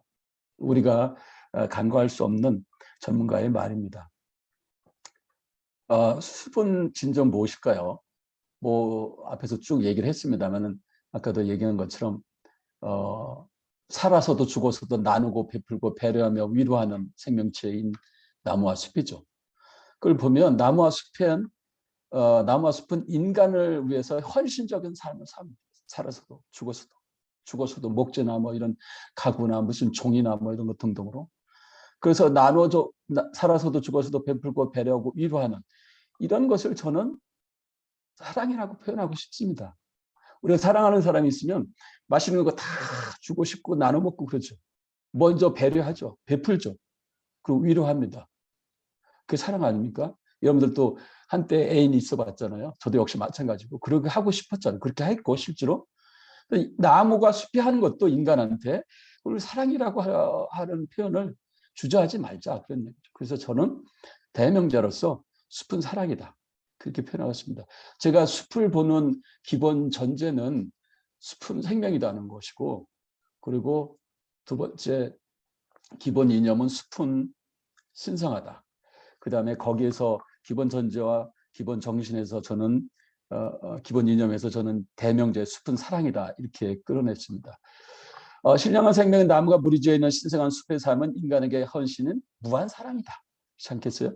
우리 인간은 숲의 사랑으로나 살아갈 수 있다. 얼마나 남아숲이 은혜롭고 감사한 곳인가 저는 피부로 느끼고 있습니다. 오늘도 역시 마찬가지로. 우리의 현실은 어떤가? 아까도 말씀드린 것처럼 조선시대 많이 망가지고 일제시대 망가지고 6.25를 통해서 망가졌는데 일제시대 때 망가진 숲의 양이 약 5억 입방인데 2003년도에 축적량과 맞먹는다면 2003년도 축적량이 약 4억 6천만 입방미터 정도가 되는데 엄청난 양을 일제시대 때 수살해 간 거죠. 그런 산양, 망가진 산양을 선조들이 굶주린 배를 부여안고 애국가를 부르며 국토 녹화해서 성공을 한 것이죠. 이제는 유엔이나 FAO에서 우리나라가 최단 기간에 국토 녹화에 성공한 그런 나라로 인정받고 있지 않습니까? 그런 숲을 우리가 2020년 현재 약 165 입방미터 per 헥타르의 축적량을 가지게 됐습니다. 대단히 이제 울창하게 된 것이죠. 이렇게 울창한 그런 숲을 가지고 있는 나라가 8대 내지 10대 무역국이고 그리고 GDP가 28위 정도로 선진국이고 그리고 우리는 선진국 국민인 거죠. 그리고 뿐만 아니라 BTS 뭐 등등 해서 세계 문화를 선도하는 그런 국가이기도 합니다. 명실상부한 선진국입니다. 근데 아까도 말씀드린 것처럼 우리 국민은 유엔 지표나 OECD 지표 혹은 국가 지표를 볼 때 아주 굉장히 부끄러운 수준입니다. OECD 삶의 만족도 BR, Better Life 인덱스라고 하는 거예요. 2015년도 10점 만점 5.8, 5.3, 5.03, 4.69 점점 떨어지죠. 유엔 행복보고서를 보면 2019년도에 5.895인가요? 156개 국가에서 54위. 28위 내지 8대 10대 무역국인데 수준은 이 정도밖에 안 되는 거죠. 그 다음에 이거는 그냥 지나가고요. 그 다음에 또 부끄러운 게 여기 있습니다. OECD 주요국의 주관적 건강 상태. 내가 얼마큼 건강하다라고 믿는가를 조사한 현황인데 한국 사람들은 2000년도부터 쭉 계속적으로 나빠지고 있습니다. 2017년도 이게 제가 얻을 수 있는 최신 자료였는데 다른 나라는 우리나라보다 저보다 높고요. 미국 보세요. 미국은 2020년이나 2017년이나 거의 변동이 없습니다. 87.9%, 88% 정도. 근데 우리나라는 불과 29.5%밖에 자신이 건강하다라고 생각하지 않는다는 거죠. 그러니까 10명 중에 7명은 난 지금 건강하지 않다 이거죠. 네. 그 다음에 진짜 부끄러운 수치 이겁니다. OECD가 발표한 자살률 변화 추이입니다. 1985년도에는 우리나라가 10만 명당 11.2명이었어요. 그리고 제일 높은 나라가 헝가리 47.5명이었습니다. 근데 우리나라는 그때부터 계속 늘어나고 헝가리는 계속 줄어들어서 2016년도 우리나라는 24.6명, 헝가리는 16.2명. 완전히 역전돼서 세계 1위를 나타냅니다. 잘 사는 나라 국민, 이거 청소년이고 그런데 왜 이렇게 됐을까? 그런 생각을 해보지 않을 수가 없습니다. 이런 의미에서 우리 국민은 그야말로 정신적으로 피폐한, 육체적으로도 그런 나라가 국민이 아닌가라는 생각하고요. 정치적 불신이라든가 부정부패, 국가사회적으로 계층 간의 갈등, 이웃 간의 갈등, 형제 간의 부모 자식 간의 또 엊그저께 지하철에서 일어났던 그런 뭐 침을 뱉었다고 해서 갈등을 빚었던 그런 사건 등등으로 볼 때 굉장히 불안정한 나라 아닐까 이런 생각을 해봐요. 그런 의미에서 빛 좋은 개살구의 선진국이 아닐까 이런 생각도 한번 해봅니다. 어떻게 해야 될까요? 그런 거 어떻게 해야 될까요? 제가 아까 말씀드린 것처럼 지금 대통합을 외치고 있는데 이 대통합의 시대에 산림 분야가 해야 될 일이 그야말로 막중하다라고 생각합니다. 지금 산림복지 분야에서 산림교육, 치유, 그다음에 휴양 이 네 가지 문화, 이 네 가지 분야에서 우리 국민을 계몽하고 정서적으로 안정시키고 이렇게 하는데 굉장히 효과를 많이 보고 있잖아요. 그래서 이렇게 갈등을 빚고 있는 대통합이 요청되는 시대에 우리가 우리 살림, 이 선조들이 물려준 우리 살림을 잘 활용해서 산림복지로 우리 국민을 순화시키고 정신을 맑게 정상적으로 해야 된다. 그래서 제가 외치는 것이 바로 국민녹화, 제2의 국토녹화로서 국민녹화를 말씀드린 겁니다. 그리고 자작나무 문화 원형 복원해 아까 말씀드린 것처럼 백의 민족 정신을 잃고 있기 때문에 순결, 청렴, 정의, 정직, 예의 이런 것 등등 다시 되찾고 동방의 예지국이라고 하는 고향 아침의 나라라고 하는 그런 말을 다시 되찾으려면 우리 주변에 도시 주변 사람들이 많이 눈이 가는 곳에 자작나무 경관을 많이 조성해야 되는 게 아니냐. 다행스럽게도 제가 작년 재작년에 과학원의 천정아 박사한테 의뢰를 해서 자작나무가 우리나라에 어디까지 분포하는지 좀 살펴보십시오. 그렇게 이제 말씀을 드렸더니 재작년에 이제 자작나무에 대한 어떤 학술 연구가 있어서 제주도까지 자작나무가 자라고 있습니다. 그리고 서울 지역에 여기저기 골목마다 자작나무를 굉장히 많이 심고 있어요. 그래서 이건 자작나무 경관복원 사업을 대대적으로 펼쳐야 되지 않는가 이런 생각을 해봅니다. 우리 우수영 회장님 그쪽 전문가이시니까 한번 곰곰이 생각을 해보시면 어떨까. 그리고 또 한 가지 제가 이제 제안하는 게 우리 선조들이 국토 녹화에 성공했다라고 자랑만 할 것이 아니라 우리가 지금 이제 그 국토 녹화상에서 있었던 일들을 기록한 자료를 세계 문화유산으로 이렇게 지정하려고 지금 운동하고 있잖아요. 제출했나요? 모르겠습니다만은 그런 것도 당연히 해야죠. 그리고 그런 것만 하지 말고 우리가 이렇게 울창한 숲을 다시 갖게 되고 다시 금수강산을 되찾았으니 세계에 자랑할 만한 것이죠. 그래서 세계에 자랑할 만한 산림 대교향곡을 좀 작곡하자. 돈을 좀 수십억 들여서 뭐 대작곡가, 유명한 작곡가한테 의뢰하고 그러려면 콩쿠르하고 경연하고 그러려면 돈이 엄청나게 많이 들죠. 인력 가족 안 들 겁니다. 그래서 우리 산림과학회 회장님들, 전직 회장님, 그다음에 현직 회장님들, 역대 회장님들 뭐 이렇게 공동으로 성명을 내건 어떻게 해서 그야말로 우리 금수강산의 아름다움, 다시 복원한 우리 산의 아름다움을 읊는 교향곡을 하나, 심폴리 하나 해서 우리 산림 행사할 때마다 연주하고 또 공연하고 이렇게 해서 좀 대중화시키고 길이 후손에 넘겨주자. 이런 운동을 한번 해보직하지 않을까 이런 생각을 해봅니다. 이건 다 말씀드린 겁니다. 이 스키타이 쪽에서부터 우리 민족이 왔다, 시베리아 쪽으로부터 몽고 쪽에서 왔다, 뭐 파미르 공원 쪽에서 왔다, 뭐 여러 가지 갈래들이 있죠. 그래서 그리고 이제 자작나무가 분포하는 지역을 포함한 거고요. 남반구 어디에 있다라는 그런 자료도 있습니다. 자작나무가 이쪽 스칸디나비아 반도 이쪽 어디에서 맨 처음에 빙하기가 물러가고 난 다음에 생겼다라고 그렇게 기술한 그런 문헌도 있습니다. 그러면 어떻게 우리 국민을 정신을 녹화할 것이냐 이론적인 도구입니다. 아이고 이거 이렇게 됐지.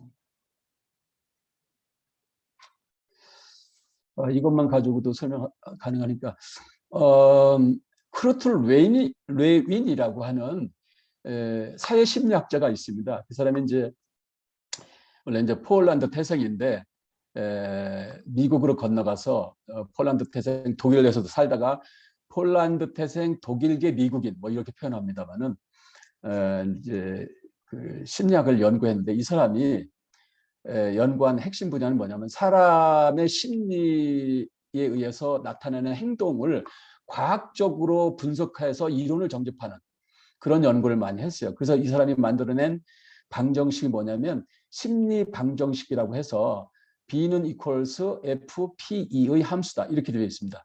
여기서 얘기하는 P는 person입니다. 사람이고 E는 환경이에요. 그 다음에 이 환경 속에 사람이 행동을 해서 보여주는 행동, behavior입니다.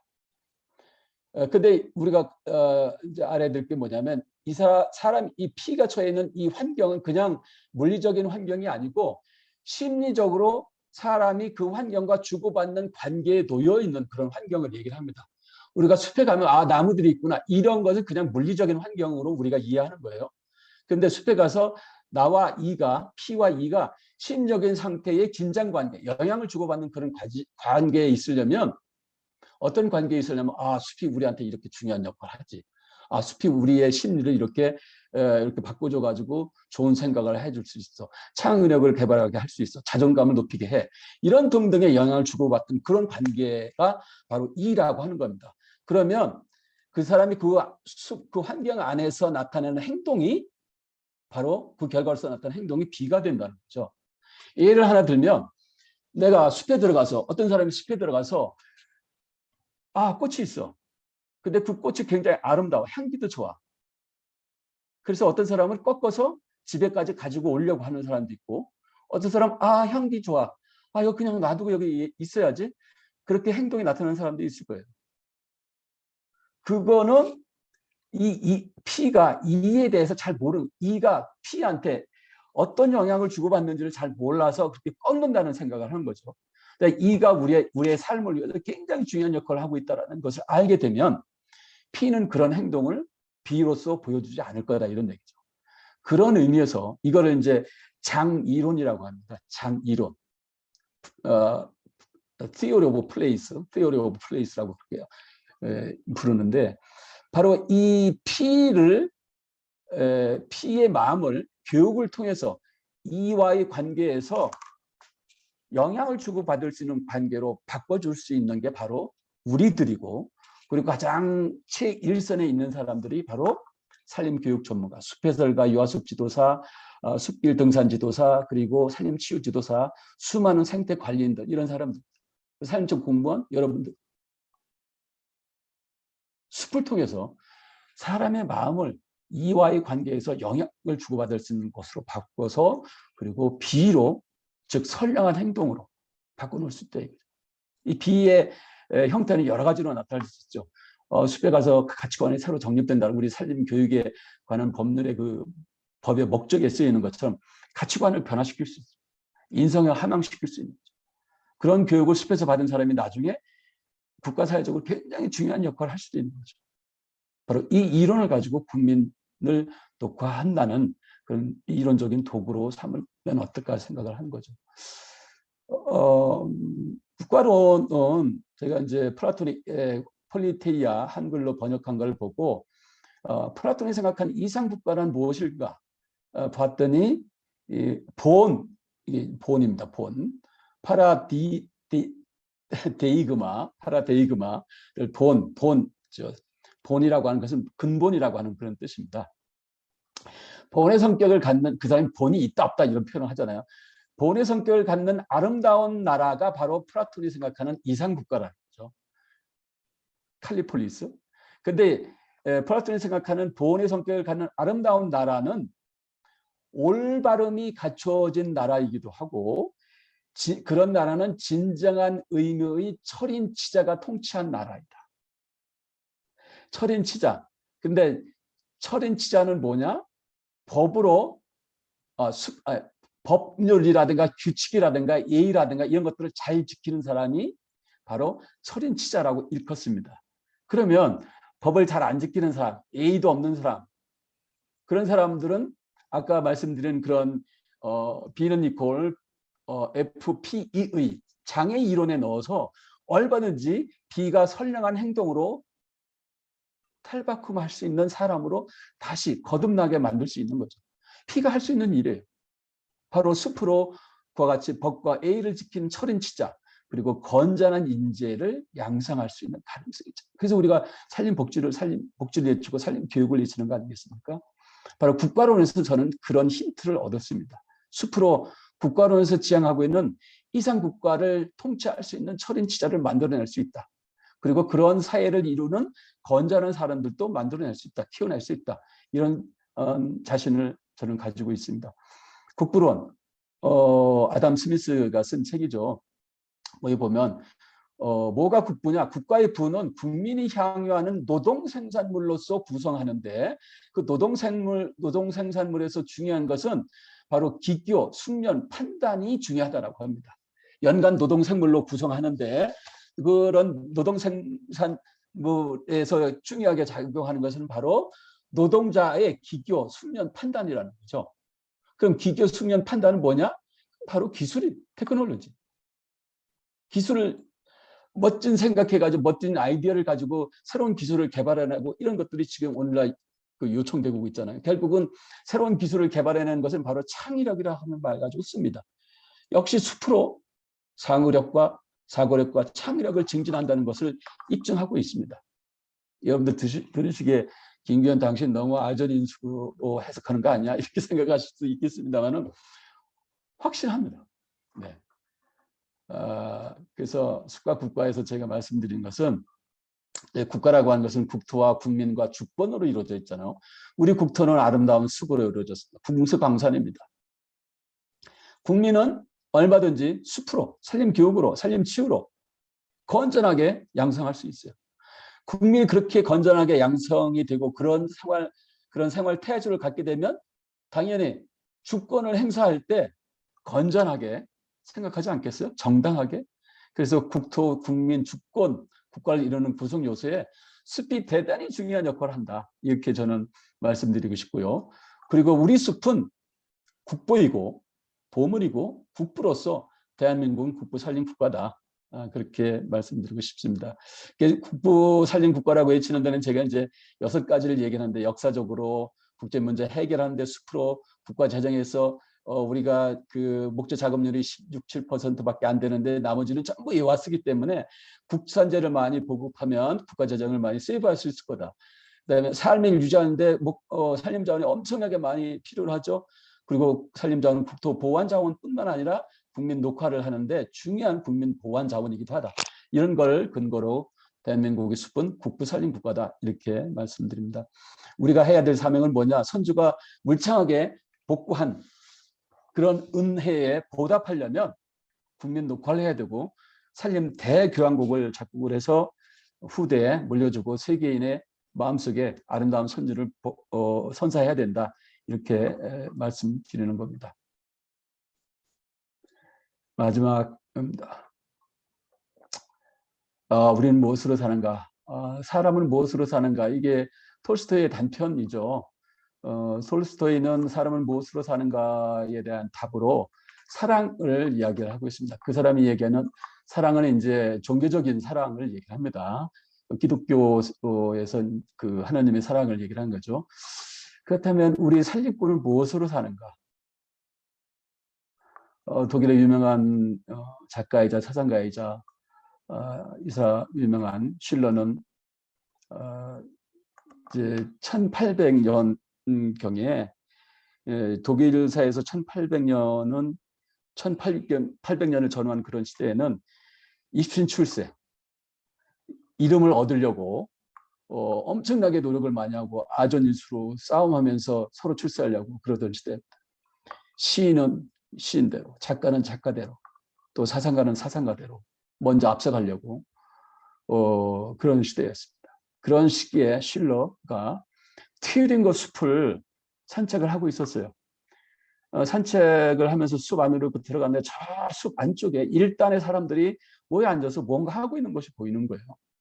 그래서 가까이 가서 봤더니 임상도를 펼쳐놓고 수기를 하고 있는 거예요. 자세히 봤더니 무엇을 고민하고 있냐면 앞으로 이 숲이 250년 후에 25년도 아니고 250년 후입니다. 1800년에 250년 후면 2050년이죠. 2050년에 이 숲이 어떻게 될 건가를 고민하고 있는 그 모습을 보게 됩니다. 당대의 사람들은 정치가며 작가며 이런 예술가들은 지금 자기가 어떻게 하면 입신 출세할 수 있을 건가를 고민하고 있는데 이 사람들은 살림꾼들은 25년 후도 아니고 100년 후도 아니고 250년 후에 이 나라 숲이 어떻게 될 건가를 고민하고 있더라고요.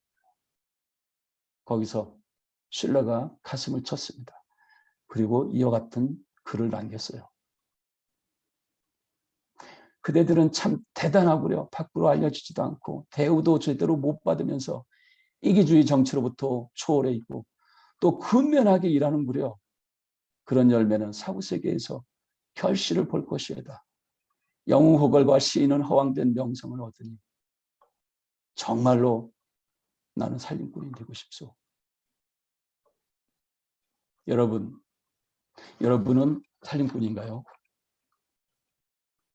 우리 초등학교 졸업할 때, 중학교 때도 마찬가지고 교장 선생님 축사할 때 너희들은 나가서 국가의 대들보가 되라 이런 말씀 기억하시죠? 저도 여전히 초등학교 졸업할 때 교장 선생님 그 말 하신 거 기억합니다. 대들보, 도대체 대들보가 뭔지 몰랐어요 그 당시에는. 대들보, 동량제 이렇게 쓰죠. 나무 목적이 몇 개입니까? 대들보가 되려면 울창하고 깊은 숲에서 나무가 자라야 됩니다. 대관령 자연휴양림의 소나무 숲인데요. 맞습니다. 여기에 모인 우리 모두 숲의 사랑으로 살아갑니다. 여러분 모두 보물소 같은 숲으로 왕성하게 성장하여 소망을 이루시고 숲의 사랑으로 국민은 선진 국민의 품격을, 국가사회는 글로벌 국격을 갖추도록 선도하는 훌륭한 지도자가 되시기를 빕니다. 이미 다 되신 분도 있고요. 국가의 250년, 아니 100년의 비전, 인류의 미래는 우리 산림꾼의 손에 달려 있습니다. 여러분 좀 길었습니다. 감사합니다. 네. 네, 교수님 감사합니다. 우리가 하는 일의 본질에 대해서 좀 생각하고 느끼는 시간이 되었습니다. 먼저 오늘 토론을 맡아주신 정주현 박사님 말씀 부탁드립니다. 네, 교수님, 긴 발표 잘 들었습니다. 사실 교수님이 말씀하신 철학이나 본질을 이해하기엔 저의 견해도 되게 짧고 연구의 어떤 경력이나 학식도 굉장히 짧은데 이렇게 토론할 수 있는 기회를 주셔서 감사드리고요. 여기 계신 분들 제가 이제 많은 분들 다 알고 있는데 저를 조금 모르시는 분이 있을 것 같아서 잠깐 간략하게 소개를 드리려고 합니다. 저는 국립산림과학원 산림정책연구과에서 근무를 하고 있고요. 저희 산림정책연구과가 이제 3개 실로 운영이 되는데 산림전략연구실 그리고 산림산업연구실 그리고 탄소중립연구추진단 이렇게 있어서 다양한 연구 분야를 수행하고 있는데 저는 그중에서도 산림전략연구실에 속해 있고요. 뭐 전략연구실에서는 산림 기본계획 수립부터 시작해서 뭐 분야별 전망 연구나 미래 산림 정책 이슈 도출 그리고 뭐 최근에 이제 임업 직불지나 산림 세제 등과 관련된 산림 정책 전반을 다루고 있고요. 그리고 산지 산촌 정책 연구도 수행을 하고 있습니다. 그중에서 저는 주로 산촌 정책을 주로 연구를 하고 있습니다. 제가 사실 김기현 교수님과 이제 연구를 함께 하거나 이제 직접적으로 얘기를 나눠본 적은 없는데요.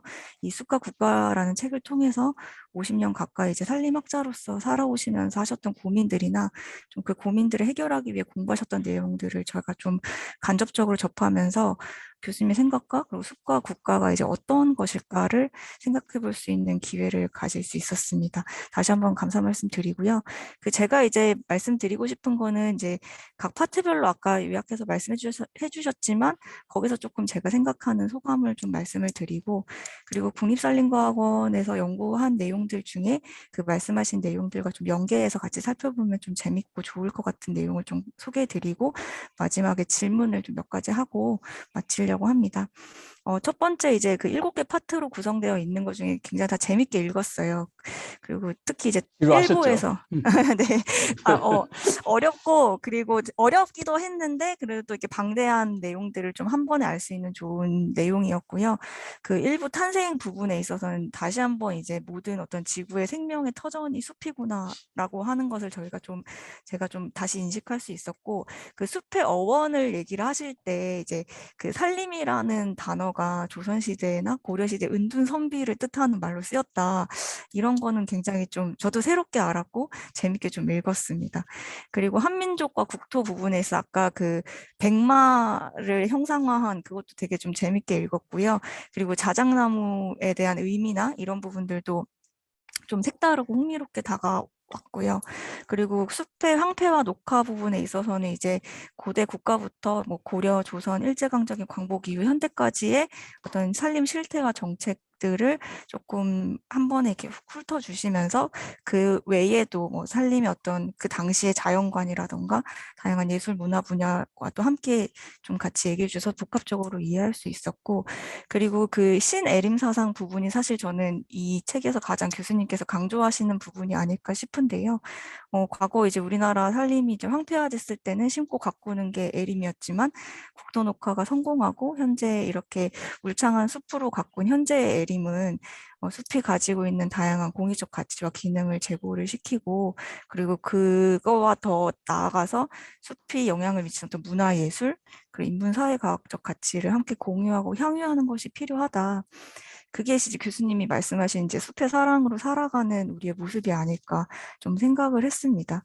그리고 그 6, 7부에서 말씀하신 그러면 이제 숲의 사랑으로 살아갈 수 기 위해서는 우리가 어떤 부분들을 실천해야 될까? 그러한 과제로 저는 국민 녹화 부분과 자작나무 이제 문화 코드 복원 얘기를 하신 것 같은데, 특히 국민 녹화 개념은 이제 치산 녹화 결과물이 어떤 풍성한 숲을 활용해서 국민의 마음과 정서를 위해 활용한다는 것으로 최근 이제 청에서 하고 있는 도시숲 조성이나 산림복지, 치유 서비스 확대 제공과 또 많이 연계가 되어 있는 분야인 것 같고요. 저희가 작년에 이제 일반 국민 2,000명 대상으로 이제 미래 산림 정책 수요에 대해서 조사한 적이 있는데, 그 부분에 있어서도 지금 말씀하신 국민 녹화와 관련된 그런 부분들을 이제 미래 국민들은 정책 방향에서 매우 중요하다라고 얘기를 하고 있어서 그 부분에 굉장히 동감을 합니다. 그리고 두 번째는 이제 국립산림과에서 이제 수행한 연구를 같이 좀 보면 좋을 것 같다는 거를 간략하게 소개해 드리고 싶은데요. 그 숲의 황폐화 녹화 부분에 있어서 이제 시기별로 산림 실태와 과거부터 현재까지 어떤 산림 실태와 정책에 대한 다양한 모습을 소개시켜 주셨는데, 그 국립산림과학원에서도 2018년부터 2021년까지 우리나라 산림정책의 변천과정 연구라고 해서 그 조선 후기, 일제강점기, 광복 이후 현대까지의 시기를 나누고 그 산림 자원의 어떤 정량적인 변화와 그 변화 속에 좀 그 변화를 이게 요인을 만들어 왔던 원인들, 그리고 그거 이제 지속 가능성 관점에서 좀 평가하면서 미래 산림자원 정책 과제를 고민을 하였습니다. 교수님께서는 이제 전반적인 산림 실태와 정책뿐만이 아니라 다양한 분야를 종합적으로 다루셨는데, 국립산림과학에서는 산림 자원의 어떤 변화와 관련된 정책에 초점을 맞춰서 연구를 했고요.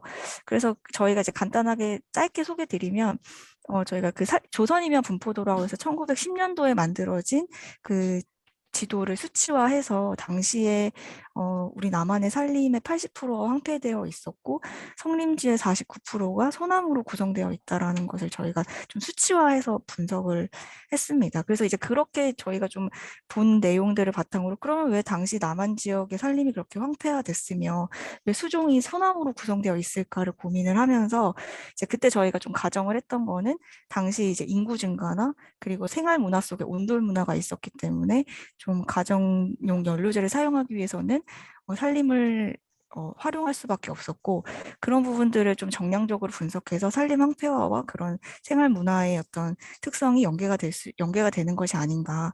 그리고 당시에 이제 소나무 정책들, 그러니까 그 조선 시대의 어떤 산림 정책의 근간을 이었던 송정이라는 것도 국가 방어나 이제 전선 제작을 위해서 소나무가 굉장히 중요했고, 그런 소나무를 위해서는 자원을 확보하기 위해서는 민간 수요나 다른 어떤 생활의 수요를 철저하게 통제하는 정책으로 어떤 임상이 소나무 중심으로 가거나 이런 부분들이 도출된 게 아닌가, 이런 것들을 저희가 좀 알 수 있었고, 그리고 일제강점기 시대에 와서는 뭐 이제 조선 총독부나 일제강점기 때 전시 자재나 개발 수요로서 우리나라 북한의 성림 지역을 과도하게 벌채해서 산림의 형태가 더욱 심각해졌다는 것도 밝혔습니다.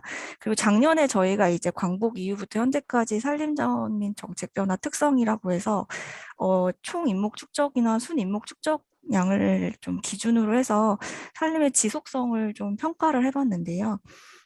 뭐 교수님들이 말씀하신 것처럼 대규모 녹화 사업이나 국토 녹화 사업을 통해서 우리나라가 산림 전환의 시기도 겪으면서 총 인목 축적은 이제 많이 증가해서 산림의 지속성이 높다라고 볼 수 있지만, 최근에 산림 면적이 계속 감소하는 추세고 미래 산림 면적의 어떤 전망도 이제 증가보다는 감소할 것이라는 전망들이 많고, 그리고 이제 그 어떤 연급의 불균형이나 노령님이 많아서 그 매년 자라는 산림의 양을 보면 손인목 축적량은 좀 빠르게 감소하고 있어서 어떤 산림의 어떤 지속성 관점에서 잠재력이 좀 줄어들고 있는 게 아닌가. 그래서 이런 추세들을 다시 전환시키고 좀 건강한 산림을 가꾸기 위해서는 좀 적극적인 이용이나 좀 그런 부분들이 필요한 것이 아니냐라고도 제안을 했습니다. 그래서 이 부분은 저희가 뒤에 제가 좀 질문을 좀 드리려고 합니다. 그래서 저희 이제 연구원에서 했던 이런 정책 동향들이랑 교수님 책을 함께 보면은 조금 더 구체적으로 파악할 수 있을 것 같고, 만약에 이제 책에 개정판이 나오거나 하신다면 좀 저희 연구도 같이 실어주시면서 소개해 주시면 좋을 것 같습니다. 그래서 제가 이제 궁금한 점이 이제 몇 가지 있고 좀 마무리를 하려고 하는데, 그 자작나무 문화복원 코드 부분에 있어서 문화 코드 복원 부분에 있어서 네, 저는 네. 이제 자작나무를 생각하니까 저는 소나무가 좀 생각이 나더라고요. 그 우리나라 사람들이 이제 가장 좋아하는 나무 1위로 소나무를 많이 얘기를 하고 하는데 그러면 그런 소나무를 좋아하는 어떤 이유가 어떤 인문 사회학적인 내용이나 역사적 배경이나 이런 연계성이 있지 않을까? 그러니까 자작나무의 어떤 그런 기원이나 이런 부분들 를 이제 보시고 문화적인 얘기를 하시는 것처럼 소나무도 이제 그런 이유가 있지 않을까. 그래서 그냥 제가 좀 그냥 개인적으로 생각해 보면 그래서 그런 역사적 배경과 어떤 인문사회적 연계성이 있다고 하면 좀 말씀해 주시면 좋을 것 같고 그 소나무가 이제 좋아하는 나무로 꼽히는 거는 주변에서 흔히 볼 수 있고 그 과거 생활 문화나 이렇게 밀접한 연계가 있었고 뭐 문화재 활용이나 그리고 이제 오랜 시간 동안 우리 국민들이 이해했을 때 소나무가 어떤 생활 문화나 경제적이나 사회적 가치나 효용이 있다라는 다양한 이유가 복합적으로 작용해서 만들어진 결과라고 생각하는데 제가 생각하기에는 자작나무는 아직 제가 좀 공부가 부족해서 그런지 좀 일상에서 친숙하게 볼 수 있는 나무가 아닌 것 같고 그리고 좀 신화적인 의미나 신앙적인 의미가 좀 강하지 않나? 그런 부분에 있어서 어떻게 그럼 대중들의 인식을 좀 변화시킬 수 있을까? 이런 부분들이 조금 그냥 간단하게 궁금했고요. 그리고 그 지속성, 그러니까 산림 자원의 어떤 지속성에 대한 의미를 좀 여쭤보고 싶은데, 말씀하신 숲의 사랑을 저희가 이제 지속적으로 누리기 위해서는 결국엔 산림 자원의 지속 가능한 경영이나 이용은 필수적인 것 같아요. 근데 이제 저희 최근에 이제 벌채로 인한 사회적 갈등 측면만 봐도 이제 산림을 적극적으로 이용하고 활용하는 거에 대한 사회적 분위기나 인식이 좀 각자 다른 부분들이 있는 것 같습니다. 그래서 어떤 타입 합의와 사회적 합의와 좀 갈등 관리를 통해서 산림을 좀 더 현명하고 그런 숲의 사랑을 누릴 수 있는 지속적인 관리 이용이 될 수 있을까 이런 부분에 대한 교수님의 견해를 좀 여쭤보고 싶고요. 마지막으로는 저도 이제 2004년에 대학을 입학해서 15년의 학위를 받고 이제 국립산림과학원에서 일한 지 한 5년이 지났는데 그 산림학자로서 후배 연구자들한테 해주고 싶은 말씀을 간략하게 말씀해 주시면 감사드리겠습니다. 이상입니다. 박사님, 우리 저 장재원 박사님하고 김보민 박사님 다 질문 바꾸서 해야 되는 거야? 아니면 예, 김보미 박사님 코멘트 듣고 말씀하시죠. 예, 네, 김보미 그러십시오. 예. 박사님 말씀해 주세요. 네, 안녕하세요. 김보미입니다. 아마 예. 모르시는 분들이 많으실 것 같아서 인사를 간략히 드리자면은 저는 충남산림자원연구소에서 근무하고 있는 지방목지연구사고요. 지금 산림사회과학 모임에서 민경택 박사님과 같이 이제 모임을 하고 있습니다.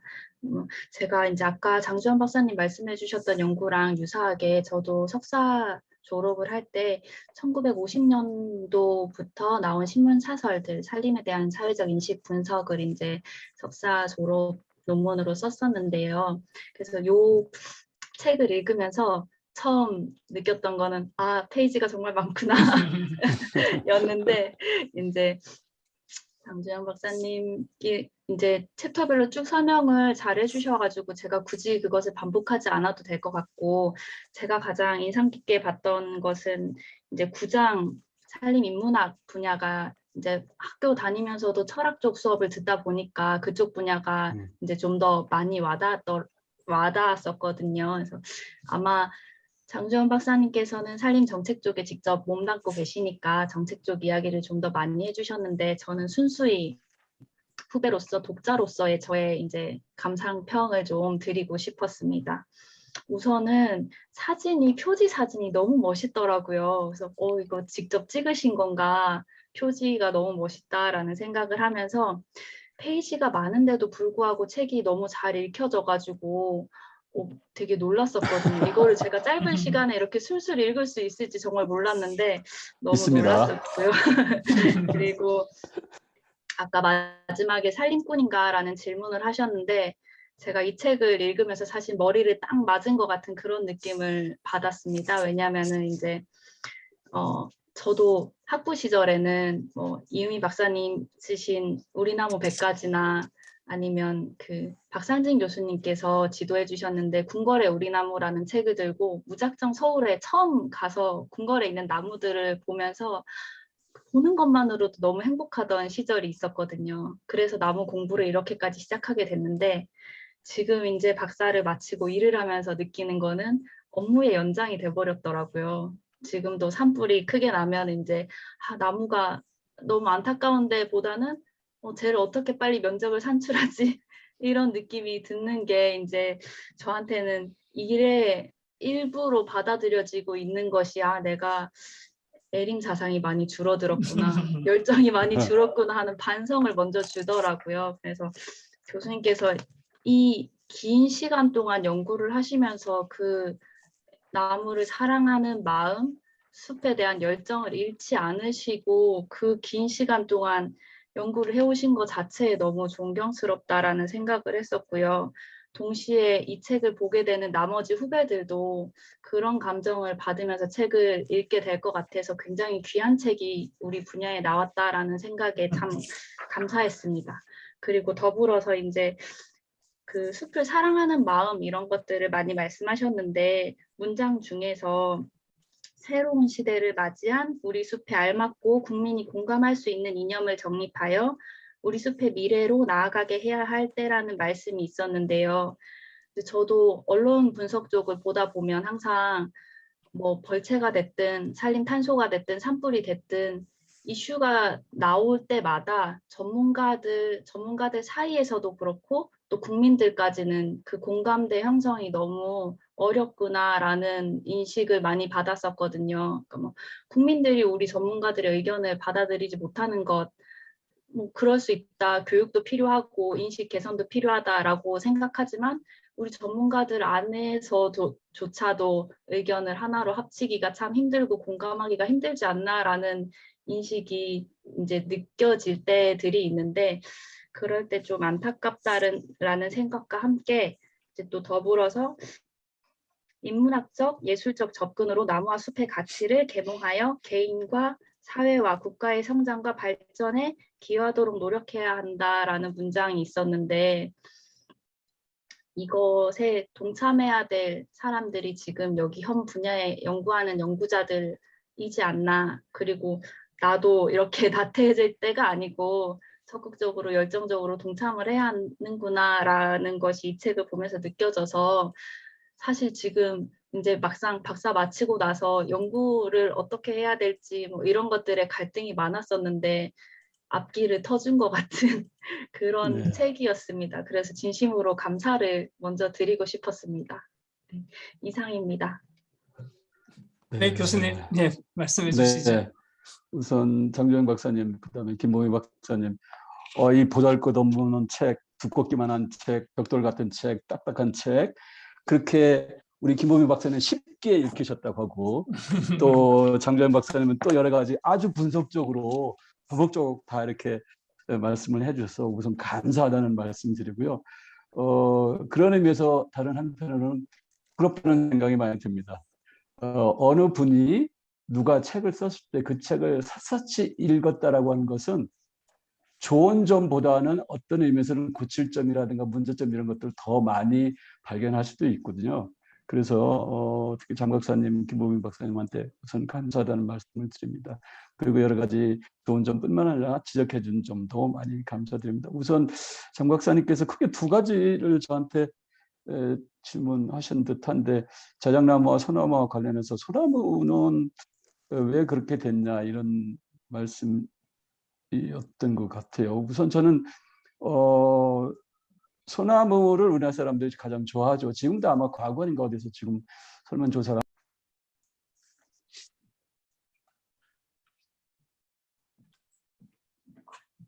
또 쉽게 분석적으로 또 읽어주시고 또 지적해 주시고 그래서 감사합니다. 우선 시간이 많이 흐르고 그래서 간단히 말씀드리면 장주영 박사님께서 말씀 내지는 질문하신 소나무에 관한 이야기는 우리나라 사람들이 왜 그렇게 소나무를 많이 좋아할까 지금도 지금도 과학원에서 아마 올해 또 설문조사하는 것 같은데 소나무가 우리 한반도에서 면적상으로도 개체수로 제일 많지 않은가요? 그래서 제일 많이 있다라는 것은 면적으로 양적으로 자주 접한다는 거죠. 자주 접하면 사람도 자주 접하는 사람한테 정이 들게 되어 있습니다. 근데 소나무는 뭐 말할 필요도 없이 우리 삶에서 쓰임새가 가장 많았잖아요. 집을 져야 했고 땔감으로, 그리고 또 우리 민속에서 여러 가지 일들이 많이 벌어졌었죠. 뭐 새 생명이 태어나면 금줄로서 솔가지를 청색을 대용해서 녹색의 송솔가지를 달아서 뭐라고 합니까? 벽사, 나쁜 것을 물리치는 그런 역할도 했고, 또 시골에서는 지금도 그런 일을 하고 있는 걸로 알고 있습니다만은 음력으로 새해가 되기 전에 소나무 가지를 지붕에 이렇게 올려놓습니다. 던져 여기저기 던져요. 또 벽사의 의미죠. 새해는 나쁜 것들이 집 안에 들어오지 말라고. 그만큼 우리 삶에 굉장히 가까웠던 거죠. 소나무가.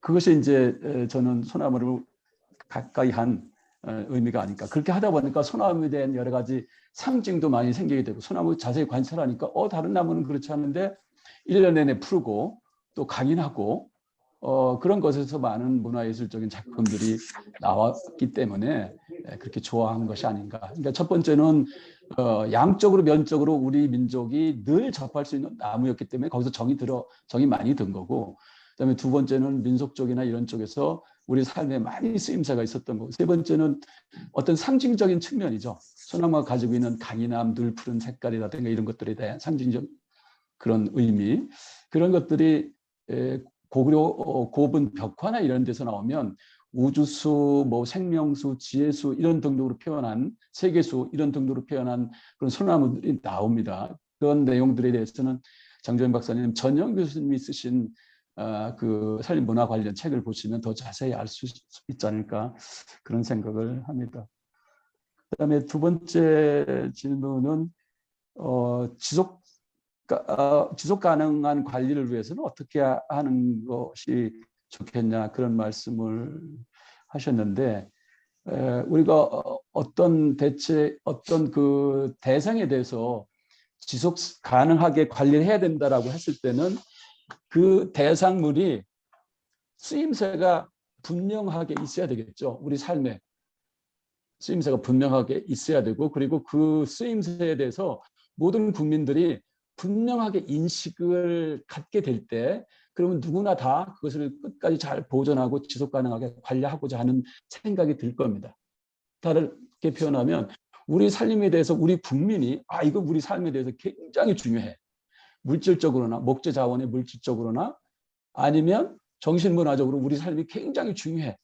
이렇게 느낄 수 있게 국민한테 교육을 할 필요가 있는 거죠. 지금 산림복지가 바로 그런 와중에 있다고 저는 그런 궤도에 있다고 저는 생각을 합니다.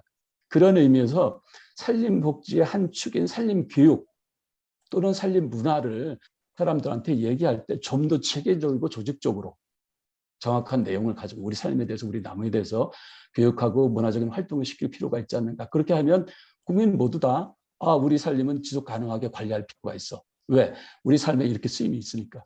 이런 생각이 되지 않을까 생각합니다. 그런 의미에서 산림 정책을 입안하는 연구를 하실 때 그 생물학적이고 뭐 인목 축적량 늘리기 위해서 어떻게 하고 이런 것도 중요하지만, 문화적인 측면에서 국민들한테 다가가는 그런 교육이 좀 필요하다. 그래서 숲을 사랑하고 남을 사랑해서 지속 가능한 관리가 쉽게 될 수 있도록 하는 조치가 필요하지 않겠는가 이런 생각을 합니다. 마지막으로 우리 후배들한테 어떤 얘기를 좀 남겼으면 좋겠다는 말씀을 하셨는데, 저는 고등학교 3학년에 이제 대학에 어느 학과를 갈 건가 결정을 해야 되잖아요. 그렇죠? 그때 저는 초원에서 자랐기 때문에 중학교나 고등학교에 그 특화 활동을 할 때 늘 환경반, 원예반, 기상반 뭐 이런 거에 들어가서 했습니다. 왜? 내 삶의 근거가 전부 초원에서 자랐기 때문에 그런 것밖에 머릿속에 없었던 거죠. 그래서 학과 선택을 하는 데 있어서 대학 입학 학과 선택을 하는데 원예학과를 갈 거냐, 그다음에 아니면 이마과를 갈 거냐 두 갈래에서 고민했죠. 근데 저는 그냥 더 고민할 필요도 없이 이마과 왔죠. 왜? 남자라면, 죄송합니다. 이거 성을 가리자라고 하는 그런 뜻은 아니고, 남자라면 꽃보다 좀 더 큰 나무를 다뤄야 되지 않을까? 그래서 서슴없이 그냥 이마과 선택을 해서 공부를 했습니다. 그래서 이제 저 나름대로 열심히 했죠. 학교에서 수목학을 교수님이 2학년 올라가서 전공 강의를 하는데 학교 교정을 돌아다니면서 선생님들이 항상 그 어떤 특정한 나무에 대해서 설명하기 전에 학생들한테 이거 나무 이름 뭔지 아는 사람 손 들라고 그래요. 그럼 대답하는 사람이 거의 저밖에 없었습니다. 왜? 쫀놈이니까 나무는 잘 알잖아요. 부모님한테 배우고. 거기서 긍지를 가지게 됐죠. 저는 후학들한테 후배들께 그런 말씀드려요. 나무에 대해서 공부하는 것에 대해서 자긍심을 가지라. 제가 자긍심을 가지라고 하는 얘기는 이 강의에서 다 말씀드렸습니다. 신령하고 신성하고 그리고 우리가 그런 것들을 다루기 때문에 우리의 직업이 바로 세상에서 가장 신성하고 신령한 직업이다. 그 이상에 더 바랄 게 없잖아요. 사실 우리가 돈을 바랄 겁니까? 돈을 보고 연구를 합니까? 돈을 보고 공부합니까? 우리의 심성이 우리 산림학과에 있는 뭐 학생이 됐든 졸업생이 됐든 교수님들은 전부 심성이 다른 과의 교수님이나 혹은 학생들보다 완전히 다릅니다. 강원대학의 산림과 학생들은 다른 인문사회과 공과대 학생들하고 심성이 다를 겁니다. 굉장히 순해요. 그래서 그렇지만 자기가 나무와 숲에 대해서 공부하는 것에 대해서 자긍심을 가질라. 괜한 자긍심이 아니고 나무와 숲이 이런 것이다. 그렇게 말씀을 드릴 필요가 있죠. 그러면은 자연적으로 학생들도 자기가 공부하는 학과에 대해서 긍지를 가지고 그리고 자기가 갖게 될 직업에 대해서도 긍지를 가지고 활동할 수 있지 않겠는가 그런 생각을 합니다. 아까 김보미 박사님께서 여러 가지 말씀을 해 주셨는데 우리 숲의 미래에 대해서 우리 속담 중에 그 뭐라고 그러죠? 나무만 보고 숲을 보지 못한다라든가 이런 말 있잖아요.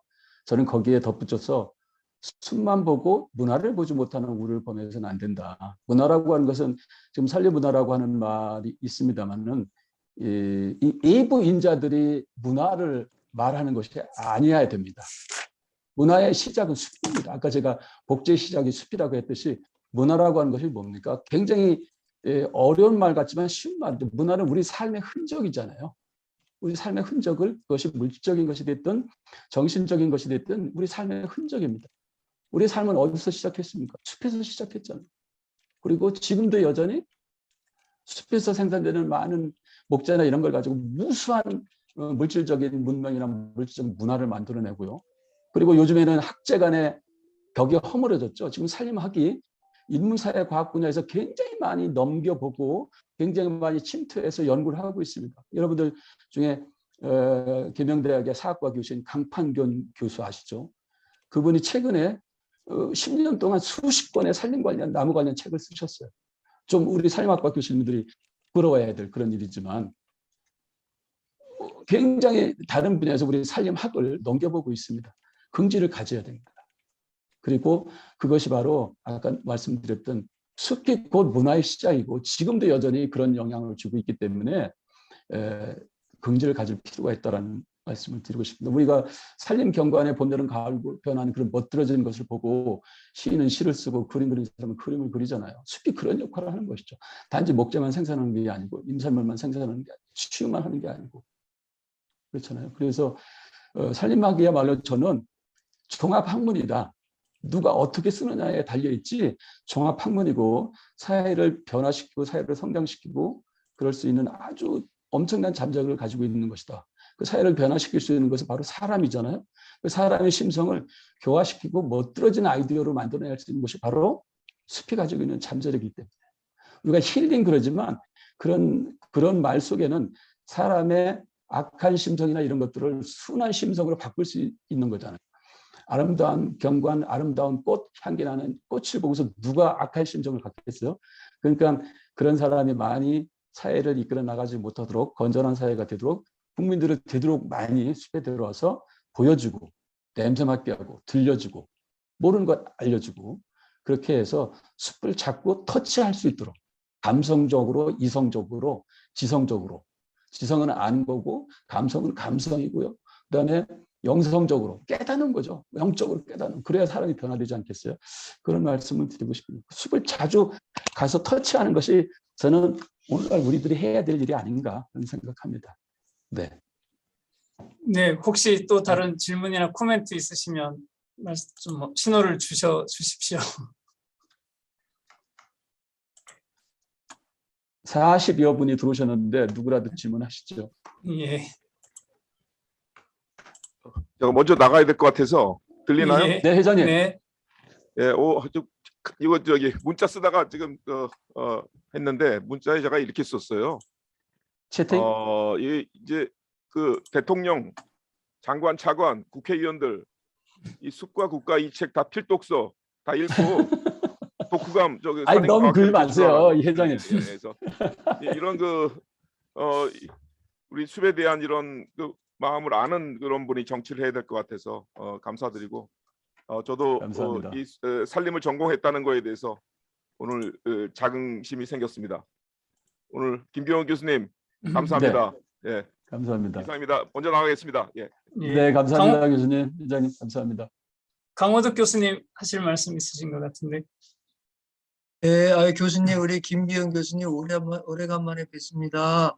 네, 오랜만에 뵙습니다. 네. 네, 뭐 큰일 하셨는데 저는 부끄럽습니다. 지난 주말에 집에 우편함을 봤더니 살림 네. 문학이라는 책이 배달이 됐더라고요. 네. 그래서 시간이 나서 한 장 한 장 넘겨다 보니까 교수님이 이 출판하신 책이 요약이 돼서 기고된 글을 잘 봤습니다. 그래서 네, 네.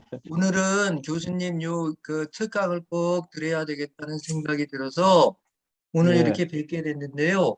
아무튼 큰일 하셨고, 그래서 이제 한 50여 년 동안 숲에 대해서 연구를 하셨는데, 교수님이 인문학적으로 숲을 이렇게 접목하게 된 계기가 우리 산림학의 발상이 아무래도 독일이다 보니까 모든 학문의 출발점이 철학에서 시작이 됐잖아요. 네, 네. 그래서 교수님께서 이 철학적인 어떤 영감을 갖고 살림에 이렇게 접목을 하지 않았나 그런 생각이 들었어요. 그래서 네. 교수님께서 말씀하신 신령하다, 신성하다, 이게 저는 교수님께서 말씀하신 다 신인 줄 알았는데, 살림을 연구하는 사람이 바로 신이다, 이런 말씀을 해주셔서 제가 아주 새롭게 이렇게 생각을 했습니다. 그래서 그 책 안에 내용을 이렇게 보면은 아주 주옥 같은 글귀가 들어있는데, 우리 독일의 철학자 후레드리 니체가 얘기한 짜라투스트라는 이렇게 말했다. 그래서 우리가 살아가는데 꼭 필요한 촌철살인과 같은 잠언들이 숨어 있는데 교수님이 글 쓰신 내용이 이것보다 더 좋은 글귀가 들어있는 것 같아서 강덕 제가 박사님, 교수님, 네, 네. 정신 차리세요. 아니, 제가 감동을 받아서 지금 그냥 흥분해서 말씀드리는 거고, 그래서 나무는 진리 생명체이다. 그 다음에 나무가 상처를 받으면 멀리 향기를 보내는데 우리가 상처를 받으면은 다른 사람들한테 얼마나 큰 도움을 줄지 거기에 대해서 다시 한번 생각하고, 그래서 큰일 하셨고요. 그래서 모든 해답은 숲에서 있는 것이다. 그런 생각을 갖게 됐고, 그 다음에 이제 숲과 국가라는 타이틀로 교수님이 출판을 하셨는데, 조금 책 제목이 약간 딱딱한 면이 없지 않나 그런 생각이 들어서, 만약에 교수님께서 시간이 조금 허락이 되신다면은 우리가 살아가는데 꼭 필요한 내용들을 그 책에서 국가에서 발췌를 해가지고 숲이 우리 삶에 주는 지혜로움 이런 거 직접적으로 피부에 닿는 그런 내용들 그런 엑기스를 좀 모아가지고 책을 미니판으로 하나를 더 출판하시는 게 어떨까 그런 생각이 들어서 말씀을 드렸습니다. 교수님 정말 고맙습니다. 네. 네, 감사합니다. 네, 감사합니다. 네, 예. 네, 강호덕 교수님 말씀에 덧붙여서 어떤 계기가 돼서 이런 쪽으로 연구를 좀 했냐 그런 말씀이 있으셨는데 저는 임경빈 박사님의 영향을 개인적으로 많이 받았습니다. 좀 안타깝게 일찍 돌아가셔서 저는 참으로 안타깝고 그런데 참 그분이 후배들한테 남기실 아직도 살아생전에 남기신 말씀이 굉장히 많은데 갑자기 돌아가셔서 대단히 안타깝고요. 그다음에 두 번째는 제가 이제 오스트리아로 유학을 갔잖아요. 독일 옆에 스위스 옆에 오스트리아. 그 제가 다녔던 비엔나 농과 대학교 거기 이제 유니버시티 명칭 쓰니까 그 본관의 교종에 거기에서 이제 교수했던 그 요셉 웨슬리라고 하는 임업학교 교장이 있었어요. 요셉 웨슬리. 제가 책에도 썼을 겁니다. 그분이 남긴 아주 촌철살인의 명귀가 하나 있는데 그 사람 동상이 거기 있고 동상이 그렇게 쓰여 있습니다. 숲 없이 문화 없고 문화 없이 숲 없다. 살림이 없으면 문화가 있을 수 없다. 그리고 문화는 결국은 문화 없이 숲 없다. 그거는 문화는 결국 숲 때문에 있는 것이다. 이런 얘기였거든요. 그래서 거기서 굉장히 충격을 받았죠. 사실은. 충격을 받았죠. 그래서 이제 85년인데 그게 1985년도 8월 말인데요. 엄청난 충격을 받았습니다. 그 충격받은 내용을 가지고 이 선진국들은 나무와 숲에 대해서 이렇게 생각하고 있구나. 그런 생각을 하고 또 비엔나 하면 여러분 아시다시피 음악의 나라이잖아요. 그래서 그런 쪽에도 그럼 이 나라 사람들은 음악을 도대체 왜 이렇게 많이 아름답게 작곡을 했을까? 거기에 대한 의문도 역시 그 체제하는 중에 많이 풀렸습니다. 그 유명한 음악 애호가 중에 오스트리아 출신 애호가 중에 한 사람이 그런 얘기를 했어요. 오스트리아의 음악을 얘기를 할 때 무엇을 근거로 음악의 특징을 얘기할 수 있겠냐? 그것은 바로 자기네 나라의 아름다운 경관 때문에 그런 음악이 나올 수 있었다. 그런 얘기했습니다. 그러니까 아름다운 경관은 때로는 시인의 눈에, 화가의 눈에, 음악가의 귀에 걸려서 그런 대작에 나오게 하는 거예요. 그러니까 살림이 얼마큼 중요한 역할을 하는가를 그런 쪽에서도 알 수 있었고요. 그리고 그 우리가 쓰는 한자로 조림학, 한자로 쓴 조림학, 우리 동양 한자 문화권에서 쓰는 조림학 속에 그런 문화, 예술 이런 단어가 들어가 있지 않습니다. 그런데 서양의 중에는 영어로 우리 실비컬처 그러잖아요. 실비컬처. 그리고 독일 말에는 실비 쿤스트 뭐 이런 식으로 얘기해요. 쿤스트라고 하는 것은 예술이라고 하는 뜻인데요. 그다음에 이제 라틴어라 이런 것은 아르스 실바틱 아르스라고 하는 말은 예술이라고 하는 뜻입니다. 그러니까 서양 사람들은 나무를 심어서 숲을 만든다는 그런 생각 속에 문화 예술이 항상 들어가 있었던 거죠. 또 그런 명칭들을 접하면서 이게 나무와 숲을 단지 무슨 목재 생산하기 위한 것만 연구하는 것이 아니구나 그런 생각을 당시 유학 초기에 깨닫게 돼서 귀국한 후에 또 임경민 박사님 영향을 많이 받고 그렇게 해서 오늘날까지 이르게 됐습니다. 네. 그리고 이명섭 과장님 뭐 질문 있으시다고 합니다. 네, 이명섭 과장님 네. 들으셨나요?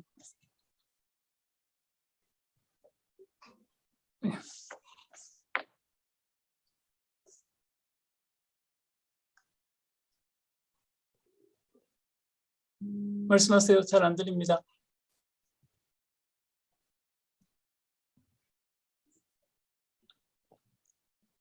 안 들립니다. 스피커를 꺼놓으셨는 거죠.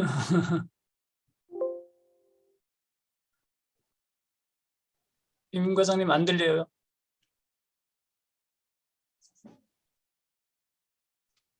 스피커는 열어놓으신 것 같은데. 예. 마이크 열어놓으셨는데 안 들려요.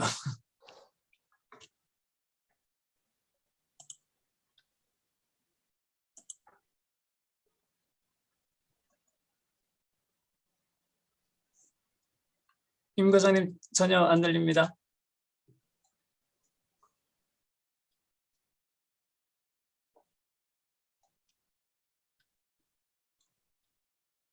혹시 다른 분 하실 말씀 있으시면은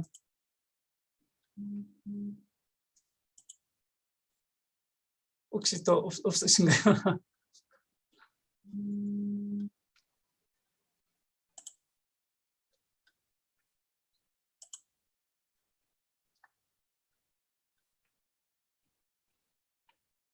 없으신 것 같으네요. 없으신가요? 예, 그러면은 요 정도로 오늘은 조금 시간이 조금 지났기도 하고, 그러니까 오늘 요 정도로 마무리하도록 하겠습니다. 우세영 회장님 마지막 클로징 멘트 해주세요. 그리고 그 산림청의 임 과장님 뭐 마이크가 안 들려가지고요. 유감이네 뭐 하실 말씀이 좀 있으신 것 같은데, 예, 그 오늘 그 이렇게 그 김기영 교수님 또 귀한 시간 내주셔서요 감사드리고, 사실은 그 처음에 제가 인사드려서 저는 뭐 그냥 이야기 안 하려고 했는데 이제 마치는 시간이니까 저 느낌이 그 옛날에 제가 이제 그 만화가 중에 고우영이라는 만화가 있었습니다. 그분 네네. 굉장히 유명한 분인데 그분이 만화를 참 재미있게 잘 그렸잖아요. 그러면서 네. 만화를 예술의 경지로 올린 사람이다. 요렇게 이제 세 평이 있습니다. 예. 그래서 제가 오늘 이제 그 김기영 교수님 책을 이렇게 보고 서평이 달린 블로그들을 좀 봤어요. 그랬더니 이미 블로그가 좀 많이 올라와 있는데 내용 중에 어떤 게 있냐면은 책 제목이 너무 딱딱하다. 그런데 읽어보니까 너무 쉽게 좋은 내용이다. 이런 내용이 있었습니다. 그래서 제가 고우영 만화가 왜 얘기했냐면은 요 책을 이렇게 보면서 우리가 숲하고 나무를 연구하고 대상으로 하는데 그냥 생물로서 이렇게 대했는데 그 숲과 나무를 가지고 어떤 예술의 단계로 이렇게 끌어올린 그런 책 중에 하나라고 제가 느낌이 들어서 참 귀한 그 책을 쓰셨다 이렇게 생각이 들어서 말씀드렸습니다. 그 오늘 여기 일일이 뭐 말씀드릴 수는 없지만은 또 관심 있어서 들어오신 많은 분들 이렇게 감사드리고요. 또 그 다음 일정은 또 민경택 위원장님이 한 번 더 얘기해 주실 텐데요. 너무너무 이 자리에 귀하게 참여해 주시고 또 설명해 주시고 또 토론해 주셔서 감사드립니다. 감사합니다. 감사합니다. 예, 네. 수고하셨습니다. 감사합니다. 네, 오늘 세미나를 이것으로 마치겠습니다. 감사합니다. 감사합니다. 감사합니다. 감사합니다.